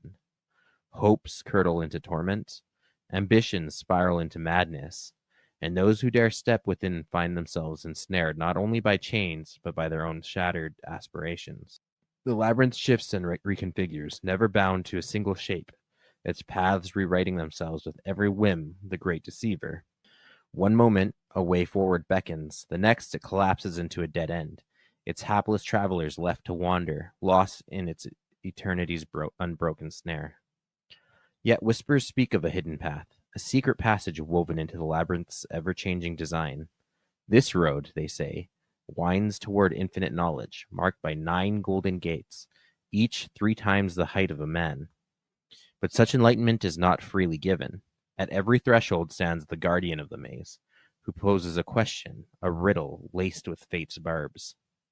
Answer correctly, and the way opens. Fail, and the labyrinth claims yet another mind, another soul, and another echo of despair lost to time. Only once, if the legends can be believed, has any soul answered all 9 riddles and stepped beyond the final gate. A girl, young and unassuming, with a small black dog at her side. Her fate, like all things within the grasp of Tzeentch, remains a mystery. Perhaps even to the great changer himself. That's totally a Wizard of Oz. I was gonna say it's Dorothy. It's fucking Yeah. Dorothy, right? Yeah. Yeah. The Golden Road was the path to Tzeentch all along, and the wizard at the end of the Crystal City. And the witches were the sacrifices along the way. It's very cool. Obviously, like a labyrinth totally makes sense for a creature, an entity such as this. And the cool thing with like the riddle that's at the gates, I've never actually watched it, but that Labyrinth movie with David Bowie. Yeah, David Bowie. Yeah. It's always been on my to-do list, and I've never actually sat down to watch it. Yeah. Okay. But don't they have like that whole riddle gate scene where like they have the two knights? I think they're knights anyways, and one's like everything I say is a lie. And they're door like, knockers. Is true. Okay. Yeah, but yeah, it is like a common riddle. Where one says that everything they say is a lie, and the other one says everything they say is true, and you have to try and figure out which one is lying. Yeah, and like you have to choose which path, and you'll die if you go to the wrong one. And even like the riddle of the Sphinx and stuff are like definitely drawn from mythology, where like there's a gatekeeper who asks you questions, and yeah.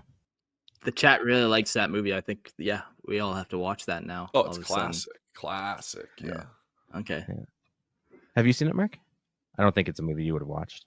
No, I definitely am aware of it, but like you, Christian, it's on that list, but just never got around to it. Yeah, but I would love to know what you think, though, because it is classic and like legendary, and it's David Bowie at one of his finest. But I feel like at the end of it, you'd be like, "What the fuck did I just watch?" and that's what people say. You definitely got to either drop some acid or smoke some reefer for that one. But, it's Liars just say, I was literally just gonna break out into dance, magic dance. That Liars says it right there. Oh, it's so. And I was listening to Bowie last night. I was listening to David Bowie last night a lot. It's one of my favorite artists. You are ensnared by Tzeentch. I am, man. It's just all connected. The Impossible Fortress. At the heart of the Crystal Labyrinth, concealed from all but those whose madness has sharpened into revelation, rises the Impossible Fortress, a citadel of ever-mutating insanity. No fixed design endures for long. Its spires coil skyward, only to collapse into new, ever more maddening shapes. Gates gape wide like ravenous maws, beckoning the foolish forward, only to snap shut in an instant, sealing themselves away for all eternity. To those who seek passage, there is no certainty, only the fleeting illusion of it. Within its walls, time is an absent lie. Space is a cruel jest. Gravity is a capricious thing, shifting on the whim or vanishing altogether. From its fluid, architectural spill cascades of light similar to those other bearings hues that defy mortal comprehension, burning holes in reason itself. The fortress is no mere structure. It is a paradox given form, a nightmare sculpted from relentless imaginings of the changer of ways. For those bound to flesh and linear thought, the Impossible Fortress is an impenetrable madness. The mind fractures, the body collapses, imploding, unraveling, reshaping into something unrecognizable. Even demons, undying and formless as they are, cannot traverse this domain without risk. Only the Lords of Change, those most favored by the Architect of Fate, can walk its shifting passageways unharmed, navigating the secret pathways that twist ever inward toward the hidden library. And there, within the crypt of knowledge, behind the doors that have never been opened and yet always appear ajar, that's mildly infuriating. Tzeentch, with the grand manipulator, the puppeteer of infinity, broods over the endless skeins of fate, weaving his machinations into the very fabric of existence. Cool. These fortresses, you look at them, your mind implodes, your sanity crumbles, all that. But we do have some demons that can walk these hallways, all these dark ancient secrets that they hold. Yeah. I was also thinking of the madness aspect, Mark, when we were talking about kind of the themes of Tzeentch, which is another component to of like, what is it, Shigarath from Elder Scrolls? Yeah, sure. an embodiment of madness itself too, right? Like your mind just cannot comprehend. I'm thinking about the Wabbajack now from Skyrim, but that's maybe not quite the same. That's more of a chaos for chaos's sake one, hey. Yeah, that might be more Malal, but again, why they don't need to have these Why hard limit? Yeah, Definitely. Again, like Liar's on it here. It's very Mountains of Madness, absurd architecture, just a lot of things that confuse you entirely. Yeah, you highlight it there, Mark. Like it's true. It's things that should not make sense and yet are there. Very cool. The Wabbajack does change things, though. Yeah. Buzz said. So there we go. Is the Wabbajack the staff, by the way? Like I haven't played Skyrim in a while. It's the staff that Yeah. like just like fucks things up into different form. Is that what it is? Yeah. Okay. Yeah. definitely a Tzeentch artifact. Yeah, I never equipped it, I don't think. But also the thing you're saying about impossible architecture, there's like that famous painting with all the stairs going in different directions, and you have like like those illusions, like impossible object illusions, where like, yeah, that shouldn't work. Those things don't fit like that in reality, but they do somehow. Yeah, or when you look at it, like it is one thing and you kind of go slightly over, it's a different thing, blends Yeah. perfectly. Yeah. Yeah. MC Escher, you're right, Fuzz. Yep. That's very prolific artist that has that vibe. Yeah. So let's get into the hidden library. Let's start reading. Dewey Decimal System at its finest, gentlemen. Here we go. Hidden library. The hidden library of Tzeentch is an archive unlike any other, a vast, unfathomable repository containing every whisper of knowledge, every fleeting thought, every secret uttered in darkness, hoarded from the minds of every being across the tides of time and space. It is here, within the ever-expanding labyrinth of forbidden truths, that the architect of fate weaves his ineffable schemes, scribing and unwriting destinies with each passing moment.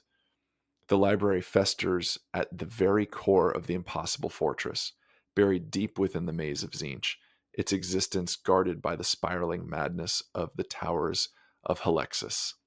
Within its shifting corridors, countless pink and blue horrors toil in ceaseless frenzy, their manic energy spent upon an endless task that can never hope to be complete. They do not merely tend to the library's tomes, they are ensnared by them. The books whisper back, weaving lies and within lies, spinning webs of falsehood and deceit that ensnare their keepers in a fate as inevitable as it is cruel. Bound in a cycle of treachery and obsession, the demons fade into nothingness, their essence devoured by the library itself.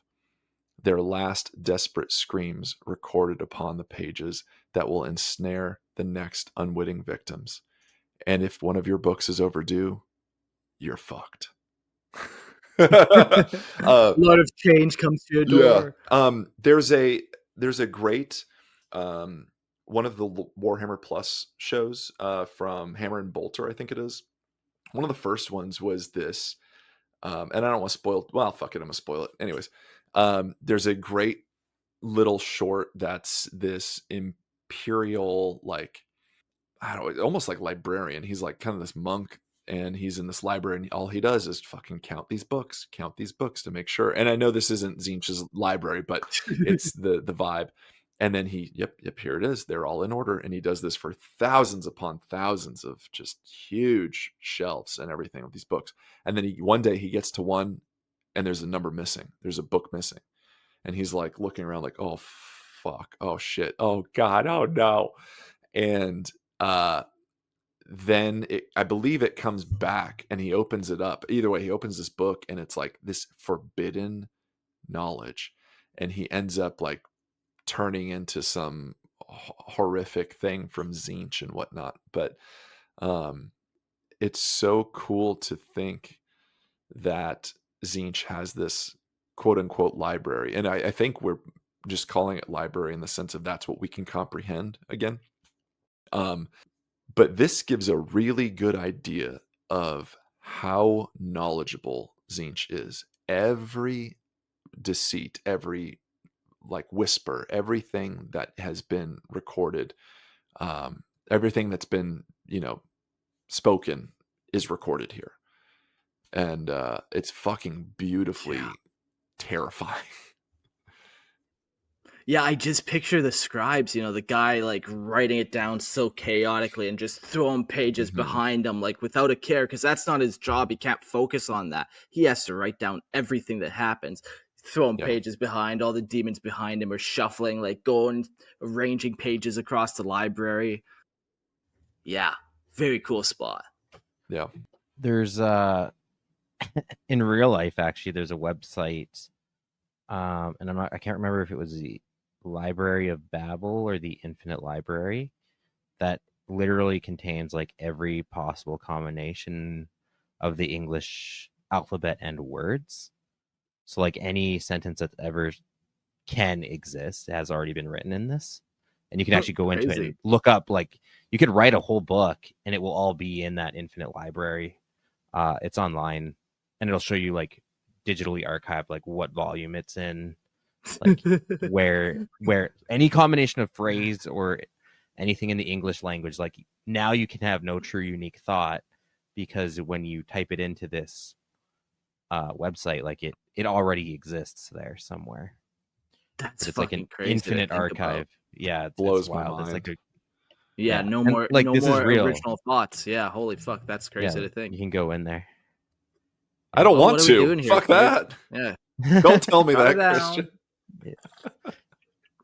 It's the whole reason this podcast, so that I can promote it out into the ether, and everyone out there too can go mad thinking about fate. And well, if it all exists in that infinite library, do I have control over anything in my life? Is it all preordained? It's Oh, done. The no. mere fact that you've mentioned it is the idea, and the idea can Yeah, never exactly. Jeez. Be unknown. Yeah. Now I gotta go home and beat my dog or something. Thanks a lot. It's in the book, Mark. It's all It's in the in book. the book. Your fate's already written. All right, let's get away from some scary books and talk about the rivalries. They never did me any good, those fucking books. Burn them, I say, burn them all. The Changer of Ways moves in eternal opposition to the Plague Lord, just as the Blood God rages against the Prince of Excess. Where Nurgle festers in decay and welcomes the inevitability of entropy, Tzeentch writhes in perpetual transformation, a force of ceaseless motion and unseen potential. Despair and stagnation are Nurgle's sustenance. Ambition and metamorphosis are the architect of fate's domain. Where the grandfather of rot embraces the end of all things, the great schemer exults in the endless spiraling paths of becoming. I guess another existential thought is like Tzeentch will eventually, no, sorry, Nurgle will eventually win this battle because of the heat death of the universe. Everything will eventually fizzle out, and there will be no more motion, no more change. Every molecule in the galaxy will finally stop at rest And be and, spent, yeah. Yeah, and there will be nothing. So another Well, fun isn't thing. that nice? Yeah. That's Thanks, not our Christian. problem, though. We just gotta worry about other things. Like, Yeah. I don't know. The next 50 years at most. Yeah. That's all you got to worry about. But anyways, to those who study the ruinous powers, the opposition of these two seems inevitable. Their philosophies bound in a struggle that neither can ever truly win. False. Nurgle's going to win. Tzeentch's labyrinthine plans unravel in the face of Nurgle's unthinking, inexorable corruption, while the Plague Lord's virulent grip is pried apart by the ever-branching chaos of change. The minions of these dark gods clash as often with each other as they do with the Imperium and the other wretched species that litter the galaxy. And yet, for all their enmity with the Lord of Decay, it is Tzeentch who whispers most often in the ears of other chaos gods, his influence stretching even into their domains. There are moments, rare and terrible, when the great game demands that the ruinous powers act in unison, as they did in the days of the Horus Heresy. And it is always the Changer of Ways who binds them together in uneasy alliance. But let no fool mistake such unity for true concord. Tzeentch moves only for his own unknown ends, And though the gods may march together for a time, the final step of the dance is his alone to dictate. Sorry, I did mention that Nurgle would win in that, but I guess if there was a heat death of the universe, all chaos would cease, and so all the chaos gods would also lose, which is probably what they're trying to prevent as well. Man, I'm having an existential crisis while we're going through this. This is a rough one. Yeah. Someone give Christian You're a breaking hug. my mind. Oh no. His preferred ally. Tzeentch, the Changer of Ways, has no true ally among the Chaos Gods, as his nature is one of constant scheming, deception, and ambition, making him inherently untrustworthy even among his own kind. His most direct rival is Nurgle, whose philosophy of stagnation and acceptance directly opposes Tzeentch's love for change and progress. While he occasionally cooperates with Slaanesh and Khorne when their interests align, such alliances are fleeting and often doomed to betrayal. If Tzeentch could be said to have a preferred god, it would only be in the sense that he finds Khorne the easiest to manipulate, exploiting the blood god's hatred of sorcery to turn his wrath against mutual foes. Ultimately, Tzeentch serves only himself, viewing all others, even his fellow chaos gods, as pieces in his grand, ever-shifting game. Yeah, the gods, by very nature, they can't hold alliances, They can for brief flickers in time, but ultimately it all fades always. It's fun to think that Tzeentch likes to use Khorne every now and again just because it's easy to, exploit him. Yeah. But the smart kid at school, Baiting the exploiting bully. the jock. Yeah. Yeah. A tale as old as time. Yeah. right. Yeah. It is funny to think of Khorne as like a very direct god, like you know what you're getting. Like he's not gonna lie to you. It's really horrific what he wants, but it is what He it just is. wants your skull. It's not a big deal. Yeah. Just give him it. Just give him Like it. you know what you're getting. Yeah. Tzeentchian demons. Like all the ruinous powers, Tzeentch commands innumerable host of servants, from demons born of his own unfathomable will to the mortal wretches who dance upon the strings of fate, oblivious to the unseen hand guiding their every step. Whether bound him by devotion, desperation, or unwitting design, all who serve the change of ways are pieces in a game whose rules will never fully comprehend. The demons of Tzeentch manifest in forms as varied and contradictory as the gods they serve. No two are truly alike, their shape, intellects, and autonomy shifting according to their function in the grand, intricate web of schemes. Perhaps more so than any of the other dark gods, the architect of fate shapes his minions with endless variance, though certain aspects remain constant. These creatures of the immaterium are ephemeral, invaders of reality, their presence in the material plane an aberration, sustained only under precise and volatile conditions. The walls between the realms must fracture. A sorcerer's whispers incantations, a cultist's reckless ritual, an uncontrolled eruption of a psyker's mind, and some greater calamity weakening the veil.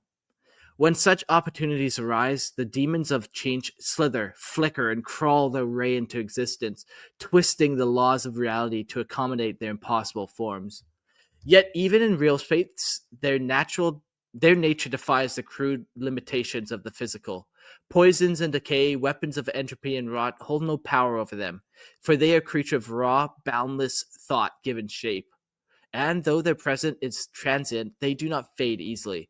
Only the searing touch of a psyker's wrath, the bite of a force weapon, or the radiance of a truly sacred weapon can truly unveil these manifestations of Tzeentch's will. Cool. Yeah, we know some demons definitely kind of have styles for their god, and some model their demons after themselves, like Nurgle and the greater demons.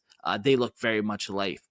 But yeah, with Tzeentch, they're all shifting all the time, and there might be a couple that have a preferred kind of shape, but once again, that's just what our minds can kind of comprehend. Mm-hmm.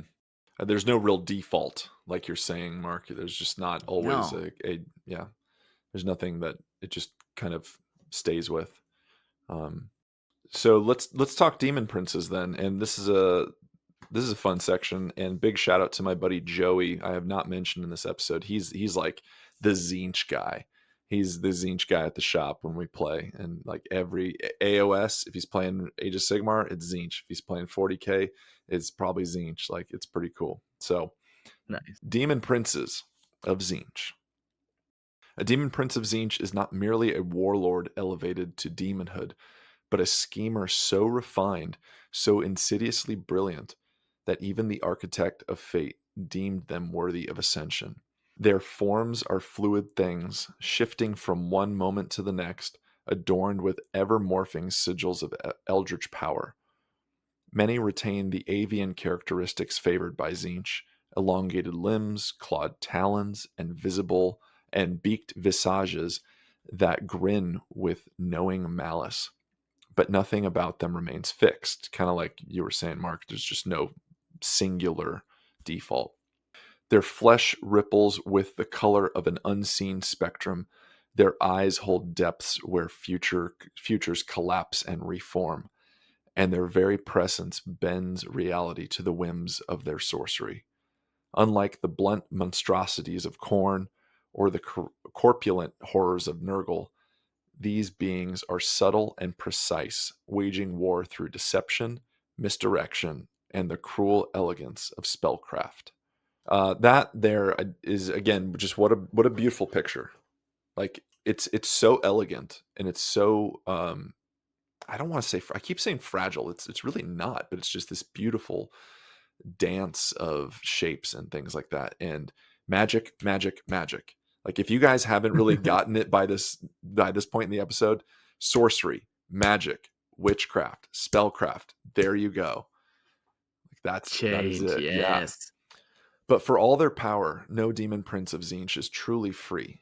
Their ascension binds them even greater and deeper into the schemes of their master, their will an extension of a greater unknowable design.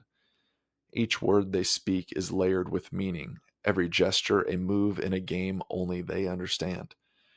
Their armies march not for conquest, but for the unfolding of prophecies yet to be realized.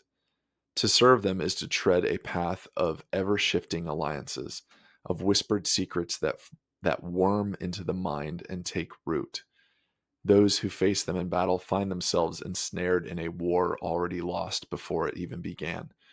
For to strike at such a being is to play into their hands, to follow a script written in the ink of madness and inevitability. To witness a demon prince of Tzeentch is to glimpse fate in the rawest form, a destined, already decided, and a doom already sealed. Well, now I gotta fucking look up this model, like, because I truly cannot think of a Demon Prince of Tzeentch model. I don't know why, if that's just I don't think they officially have one, is the thing, and that. they've Okay, done some that's kind probably of why. upgrade kits, but I feel like they're more. You see the Nurgle one, you see the Khorne one, but I don't think you really get the Slaanesh or the Tzeentch one. And that's probably just it's so hard to nail down. We all know the is it the Lord of Change, the big bird, right? But I think that lends itself to be so cool. Like, if you guys are thinking of starting an army or just want to kit bash some shit, like, Yeah, yeah. the Tzeentch Demon Prince really allows itself to be something unique. Yeah.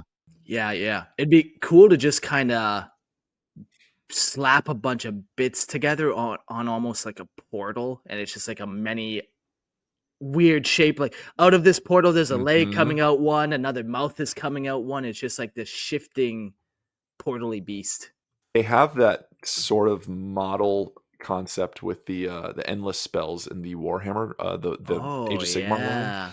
So if you look up like the endless spells, there's like a spell book. There's like this portal with the two bird heads coming out and stuff. So there's a little bit of that, which is pretty sweet. Oh yeah, I'm looking at that. That's sweet for sure. In terms of models too, I was having the exact same thought. I'm like, man, I don't ever remember seeing a dedicated Demon Prince. That being said, like, the Demon Prince models, both the older one and the newer one they came out with, theoretically are interchangeable under any god. Like, you could craft them to be aligned with Mhm. any god. But yeah, there's never really been like a very strong Tzeentch theme into it. Like you got to do some Yeah. modifications to it. I'm just browsing through pictures too. It's not even, I'd argue and say, like, as much as I dig GW's models, like, it's kind of a shit kit because it just feels so Khorne. By default. Like, it Yeah. really does. Like, you can model it to be kind of what you want and stuff, but like, Not if really, you look though. at it, it just feels very Khorne. And I know that there's different like bits that you can use and stuff, but like, not really. Like, it's certainly not fucking Yeah. Nurgle. Like, it's not. It's, you maybe can go with the Slaanesh vibe, but Yeah, like like, I recall now the hands that you're supposed to use for Tzeentch, and they just had a couple feathers poking off the elbow, and that's Yeah. all. Yeah, you don't And get it's like, feather wings, you don't get like a beak or a bird face. Like, yeah. yeah. Huh. Oh, there is the bird though. No, don't they give you the bird head? Yeah, maybe they do kind of give you this I'm weird looking at beaky it head. here. Does that come with the kit, or is They- that someone slapping it Yeah, on there's there? a bird head. It looks, I gotta be honest, it looks stupid. I'm sorry. It looks really stupid. Fucking gay bird head. It looks like Kroot and Tau had a baby. Mark, you got to pick Oh, up that kit. nice. And the baby I'm grew on up it. and got really into like pop punk and dyed its mohawk purple. Like, it just does not look cool. I don't even want to look that head up. I think you did a great job describing it. Yeah. There you go. That Yeah, image is perfect. That is Tzeentch. As we all picture it together, we're all picturing something slightly different. that's right. Yeah. All right, let's get into the greater demons, and of these we do have models. Lords of Change. A Lord of Change is no mere beast of the Immaterium. It is the living embodiment of Tzeentch's endless schemes, a grand manipulator whose talons shape the fate of empires. Towering and gaunt, their avian forms are crowned with eyes that do not blink, for to close one's gaze is to momentarily risk ignorance. To the uninitiated, they may seem frail compared to the brutal, hulking forms of Khorne's bloodthirsters or the corpulent horrors of Nurgle, but such assumptions are fatal. Their strength does not lie in crude displays of violence, but in the boundless depths of their sorcery. They speak in riddles, their voices layered with meanings upon meanings, each word a strand in an unseen web of machinations spun across the aeons. To converse with one is to engage in a battle of wit and will, and few emerge unscathed. Lords of Change do not merely wield power, they are power incarnate, conduits through which the raw essence of the warp flows. With a flick of a claw, they can unravel minds, ignite entire regiments in warp fire, or reshape reality itself. Where they tread, time flows strangely. Prophecies shatter and reform, and the very concept of certainty erodes like sand in a storm. Yet, for all their arrogance and cunning, they remain but echoes of their master's will, mere fragments of Tzeentch's limitless intellect given form. To gaze upon one is to glimpse but a fraction of the Changer of Ways' vision, and even that is enough to drive lesser minds into gibbering insanity. And they pretty much just look like giant vultures. Yeah, just ready to feast on your soul after they make a deal. Yeah. That just is not good not good for you. Yeah. It's gonna hurt. It's gonna leave a mark. Tzeentch is the demon, and I believe there's a Lord of Change. It's been a little while since I saw that Amazon episode for the Space Marines. I believe there's a Lord of Change in there. In that secret level thing? Yeah. Fuck, Okay. I still gotta see this. Oh, you haven't watched it? Oh, No, Oh, I man. know. I'm failing Logan and the rest of the community. I keep forgetting. Yeah. I don't know why. Well, spoiler. Sweet. I'm excited. Yeah. Lesser demons. Horrors. Lurking in the twisted currents of the warp, horrors are raw, unfiltered chaos given form. A ceaseless shifting mass of flesh, limbs, and grinning maws that cackle with unhinged glee as they unleash their unnatural fire. They do not march like soldiers nor attack with any sense of discipline, for such concepts are alien to them. Instead, they bound, dance, and flail across the battlefield in a lunatic's carnival, their bodies contorting and splitting with every movement. Each one is a riot of colors, pulsing contradictions of flesh and light, forever shifting between grotesque and sublime. They do not experience pain as mortals do. They revel in destruction, delight in confusion, and above all else, they embody the ever-changing nature of their patron. But to destroy a horror is a fool's triumph, for they do not die as other creatures do. Instead, they divide, spilling apart into lesser entities, each cackling and jeering at their would-be vanquisher. A pink horror, when slain, gives birth to 2 blue horrors, when in turn may become even smaller brimstone horrors, until the battlefield itself teems with a fractal storm of warp fire and insanity. To fight them is to battle an ocean with a sword. For every strike begets new horrors, every death bursts more madness. Victory in such a thing can only be claimed against them lies not in destruction, but in enduring their endless gibbering assault. Yeah, that's so crappy for demons. You're cutting them in half. They're just creating more. It's like you're swinging your sword, and it's like swing a bubble machine with just horrors appearing though. That's a fucking great way to put it too. It's like, Like, what a fuck. cool way. Yeah. But they are a terror on the table. Like, I was playing against them. I think I was playing my buddy Joey, and like, again, like, all right, cool. How many did I kill? 3. Wait. What do you mean they split? Like, they come back into this thing, and now there's 2 of them. Like, oh, and now there's this. Like, it And is now the whole annoying board is as covered in shit. these things. Yeah, it's annoying as shit. And I think, and not to be the rules guy, but I think there was something in the change of 10th edition, which I'm sure Tzeentch be praised on the change there. But there was something you had to like roll for it, I think. And that was a big, like, oh, that doesn't feel good that you have to roll Oh, it's for not it. like an automatic no more. I forget. It was, yeah, again, I'm not the chaos guy, but it is a Sure. very cool mechanic on the table. Like, there it is. Yeah. There you go. Yeah. So if we get into beasts here, we have the flamers. So again, Tzeentch heavily associated with fire and flame. To witness a flamer of Tzeentch in action is to behold a nightmare of impossible physics and unchecked hunger. These demons slither and twist unnaturally. Their elongated boneless forms,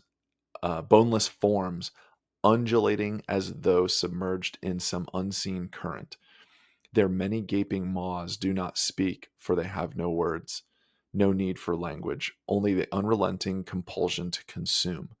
What they exhale is no mere flame, but the raw essence of change itself, an unnatural, ever burning conflagration that does not merely scorch flesh, but warps it, twisting bone, melting armor, and reducing reality to a shifting, shrieking mass of impossible colors. These creatures do not hunt in the traditional sense, for they lack reason, strategy, or purpose beyond unmaking. Instead, they drift, darting erratically in unpredictable patterns, belching their unnatural flames in random directions, leaving trails of warp fire that defy all attempts to extinguish them. Those who survive, I just imagine like a guy with a fire extinguisher, like, nah, get out of here. Yeah, trying to hunt down this floor horror as it burns down the town, just randomly appearing places. Like, fuck. Those who survive their touch do not remain unchanged. Armor fuses to flesh, limbs become tentacles, faces melt into screaming, gaping maws. To be burned by a flamer is to be rewritten by the will of Tzeentch, reshaped into something new, something different. In this, their existence is an extension of their God's will, perpetual transformation, ceaseless change, and the utter impossibility of stability. And pretty sweet models, to be honest. Like, take a look at these if you guys haven't seen these before. They're older. They're definitely older, but they're still rad. Like, I painted some of these, I believe, for my buddy Joey, and like, I don't know how you really improve upon it much, because like, it's this weird bendy, hunched Yeah. over, flamey, shooty mouth. Like, what else are you gonna do? Like, that's kind of Yeah. it. It's right there. Yeah, you're not crisping up that detail any. It's perfect how it is. Yeah, yeah. And I think to try and define it more is insanity itself. Validity. Yeah, there we go. Screamers. So the skies of the battlefield cursed by Tzeentch's touch are never silent. for the air itself becomes a hunting ground for the screamers, razor-finned nightmares that streak through the air, wailing with a sound that tears through the mind as keenly as their bladed bodies slice through flesh. These entities are not bound to the ground nor to the conventional rules of movement.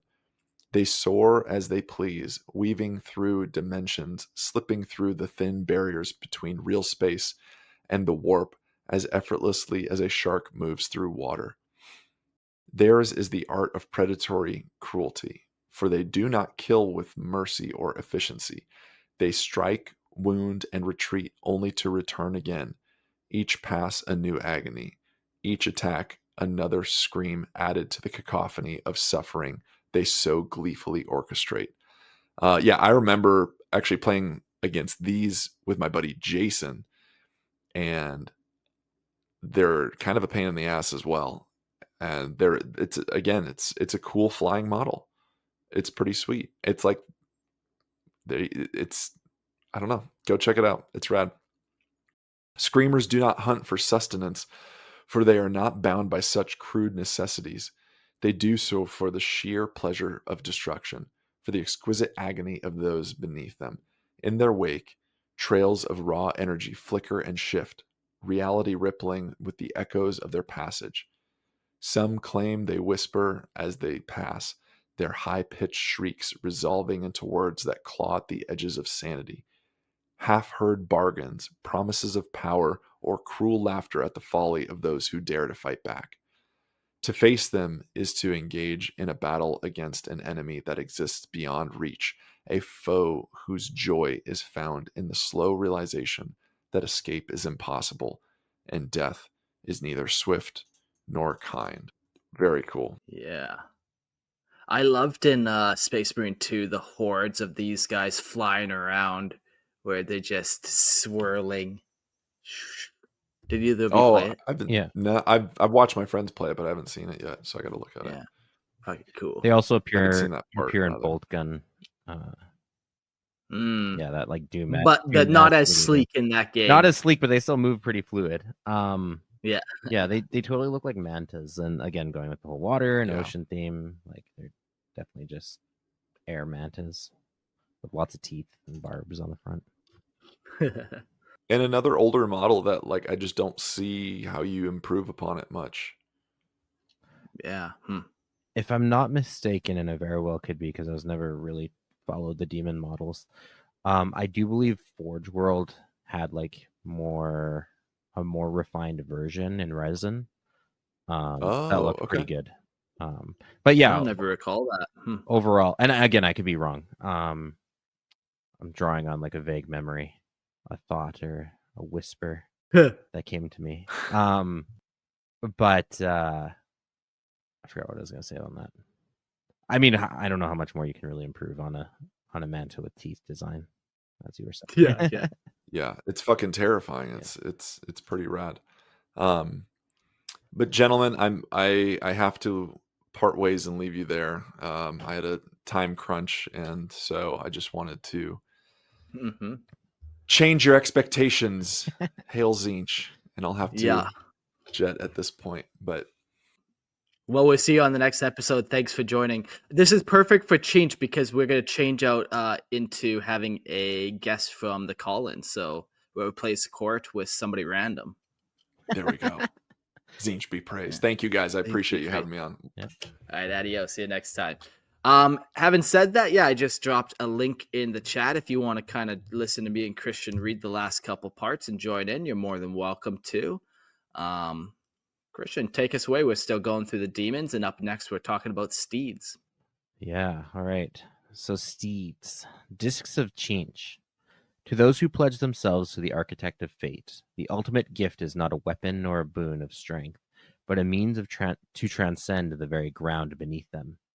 The discs of Tzeentch are no mere vehicles, but living entities, conjoined horrors of flesh and metal, sorcery and malice. Their bodies are a writhing mass of enchanted blades and screaming predatory hunger.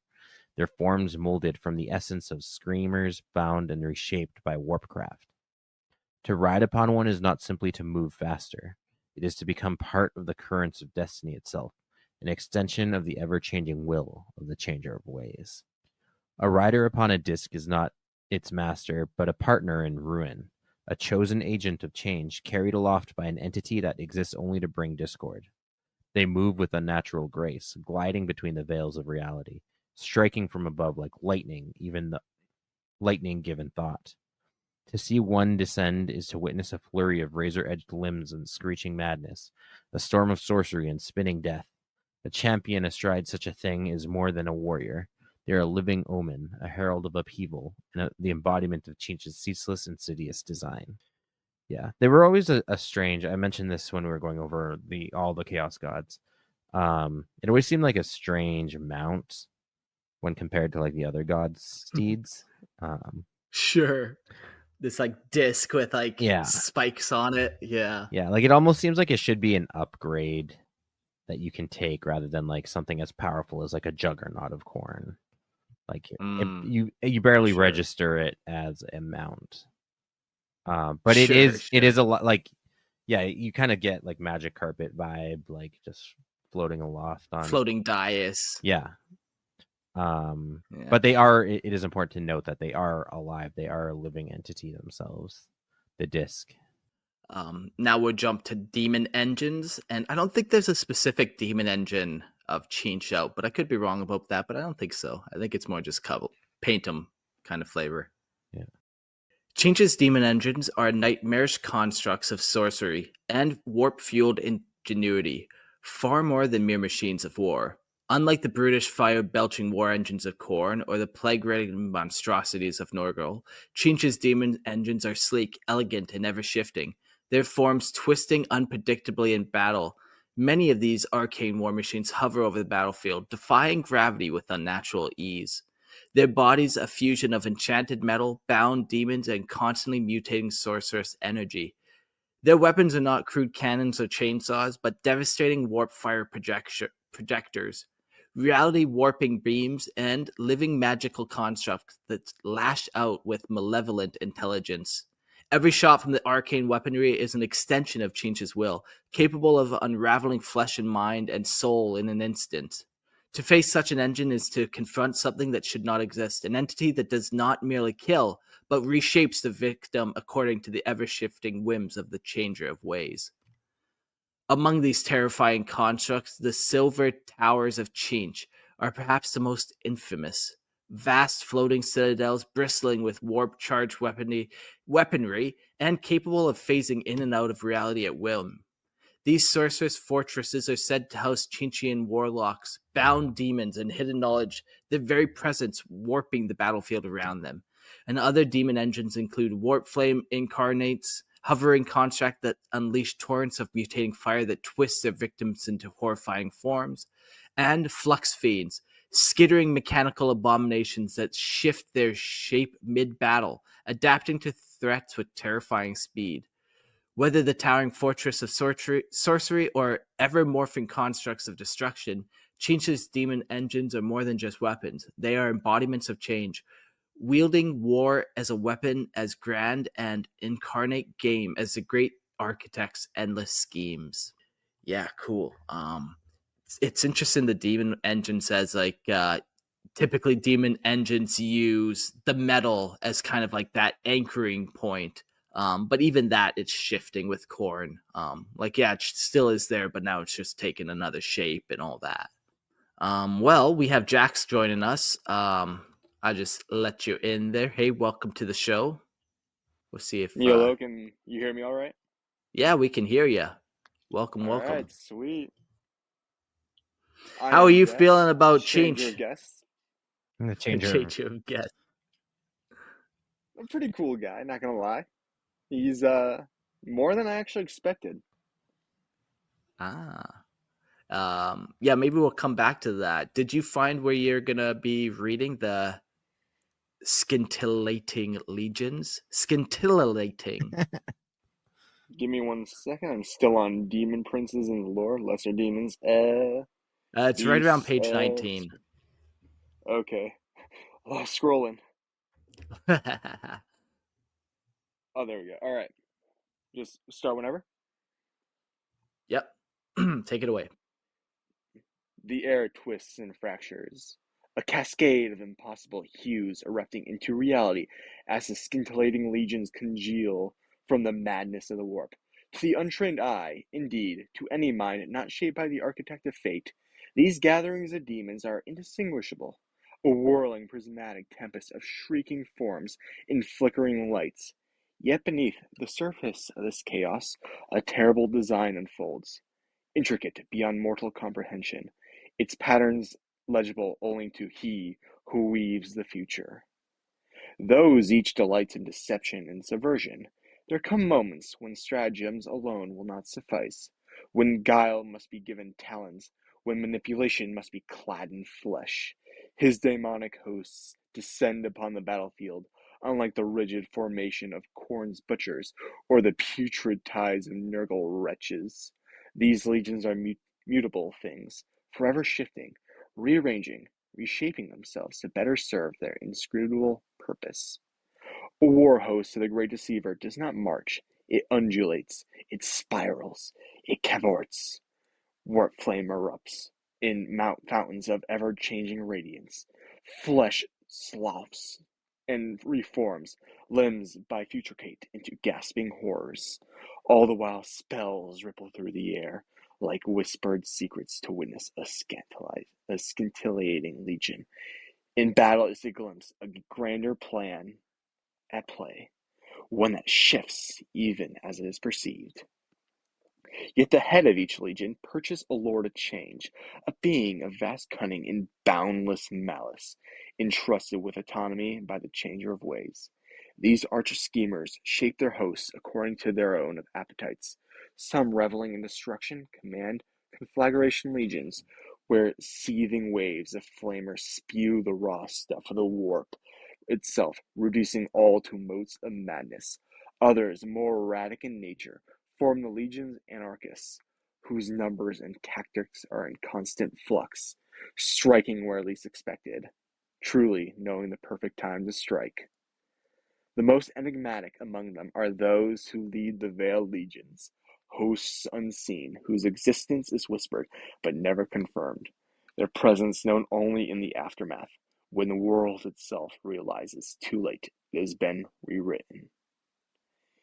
Each legion is further divided into 9 hosts, governed by ambitious demon princes and heralded by the likes of changecasters, fluxmasters, and fate skimmers.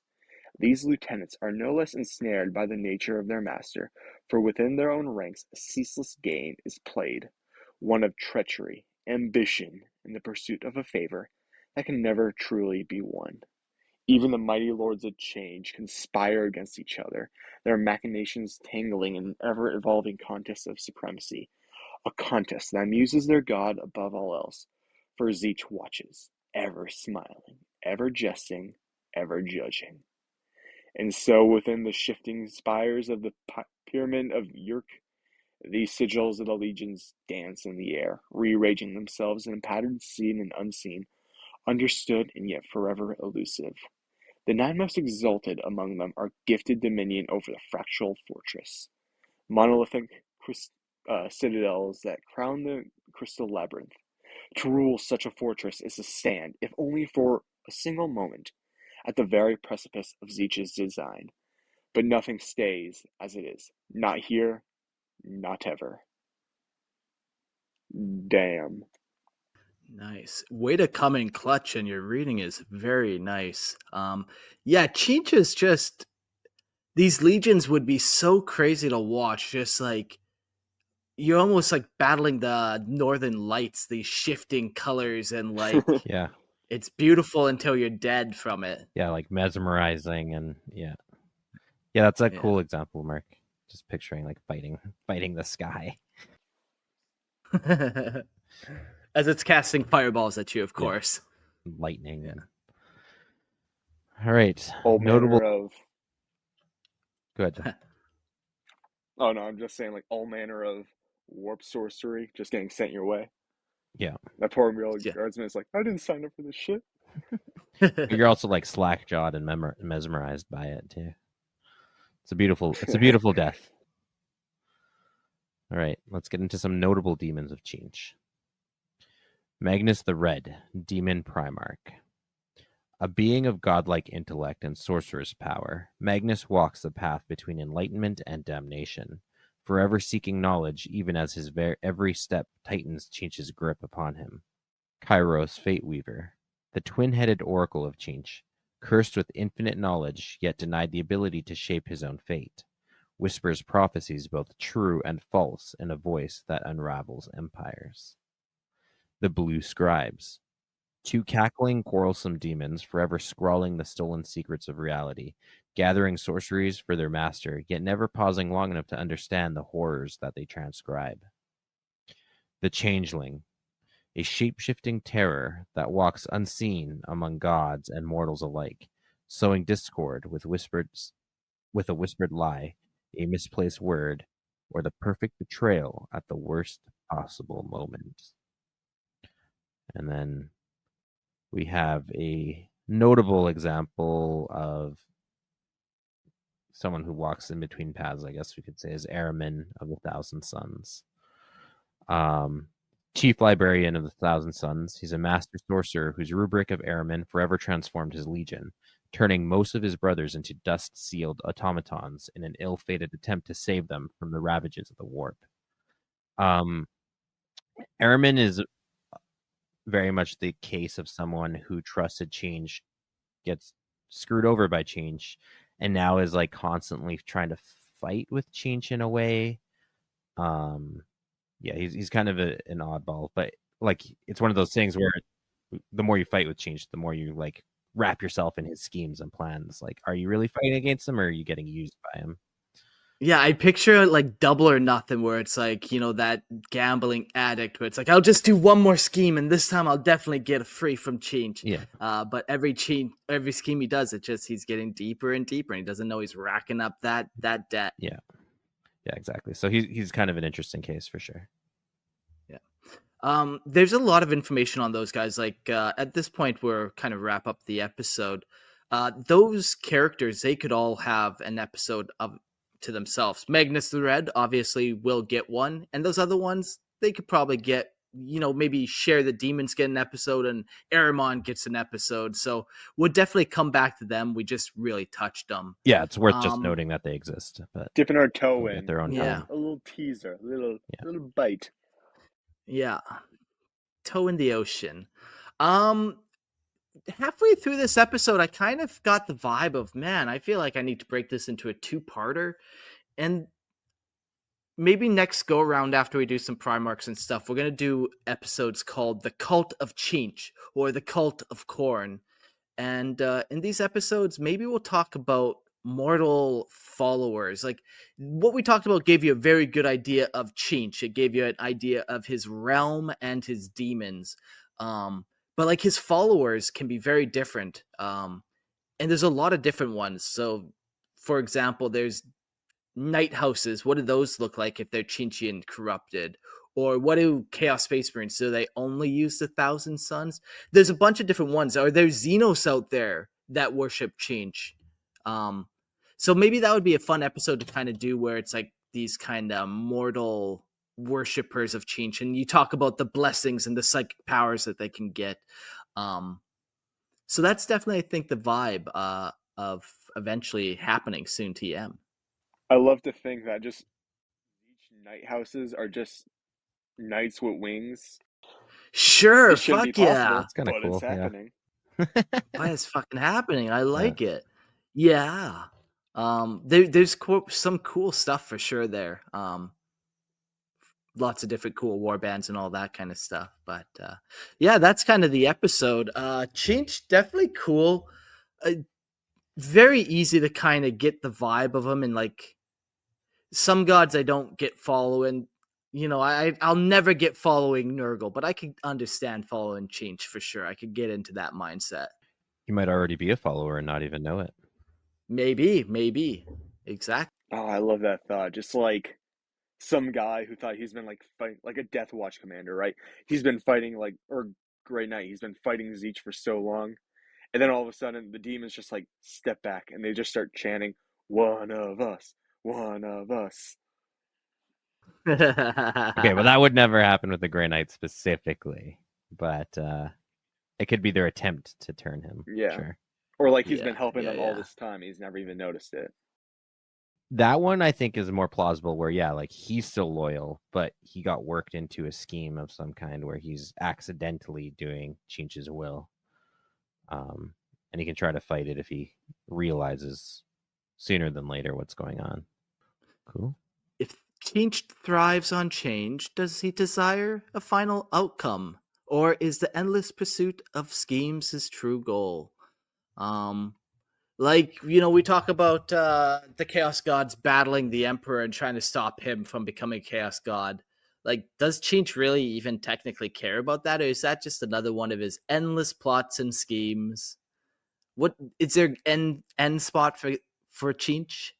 If you don't mind, I think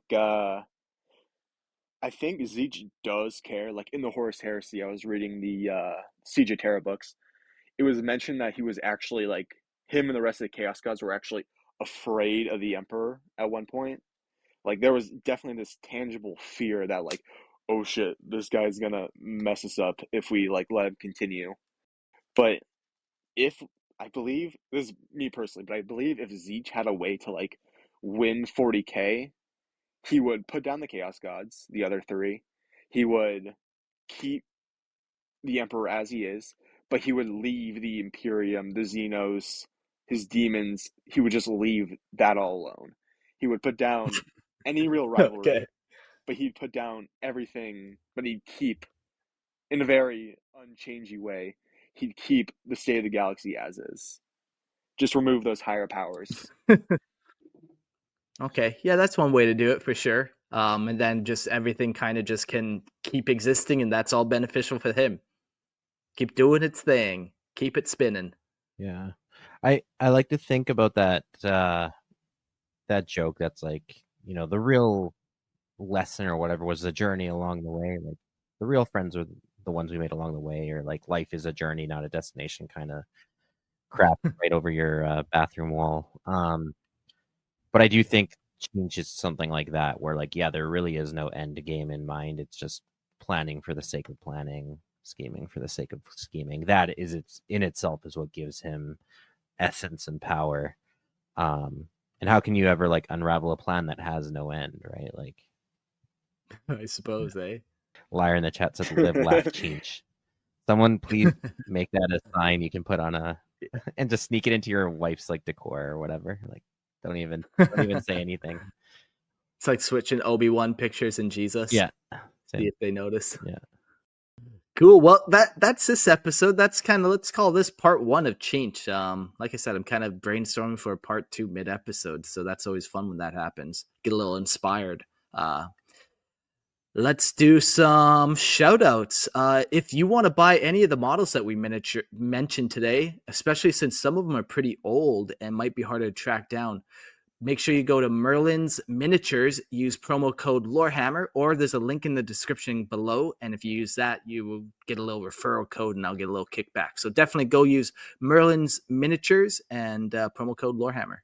Also, come check out the Lorehammer Listener Lore podcast. I release homebrew and stuff. It's always fun. I always enjoy the homebrew lore for sure. So come check that out. Yeah, and if you like Star Wars and you like to hear me and Jordan talk about it, come over to the Star Lores podcast, where we do deep dives into Star Wars Legends content and have like short discussions after. Unfortunately, we're not set up for call-ins, but definitely drop us some fan mail or whatever. Have your questions answered on the show. Yeah, very cool. And if you like Court, you can go check out the Funkatronic Rex podcast. Yeah, they talk all things from board games to Dungeons and Dragons to tabletop 40k to just whatever kind of nerdy stuff you're into. So go definitely check out Funkatronic Rex podcast. And if you want to be Jax's friend, you can say hi to him now. Hi, Fuck, I Jax. feel all you guys got like podcasts is I just like spawned in like feeling kind of inadequate. Go follow Jax in real life down the street. This is his address. We'll post it online and I need friends, have please at help. it. Cool. Thanks, Jax, for calling in. We'll all be friendless together here. Next god up on the line, I think, is Nurgle. So we'll get to him and see what happens. Patreon this week, we had one new one, Captain Crunch. Thanks a lot. But, all the members in the chat, including Jax here in the show, are Patreon members, and really appreciate all the money and support that we get from you guys. So thanks so much. And I guess at this point, we say adios, farewell. Next week, let's all try to be not sick in favor of Nurgle, but we'll see how many people actually got affected and have like the cough and the phlegm. And COVID-70 is back. Cool. COVID-70. No, goddamn. I knew I should have fucked that chicken. All right, everyone. Adios. See you on the next one.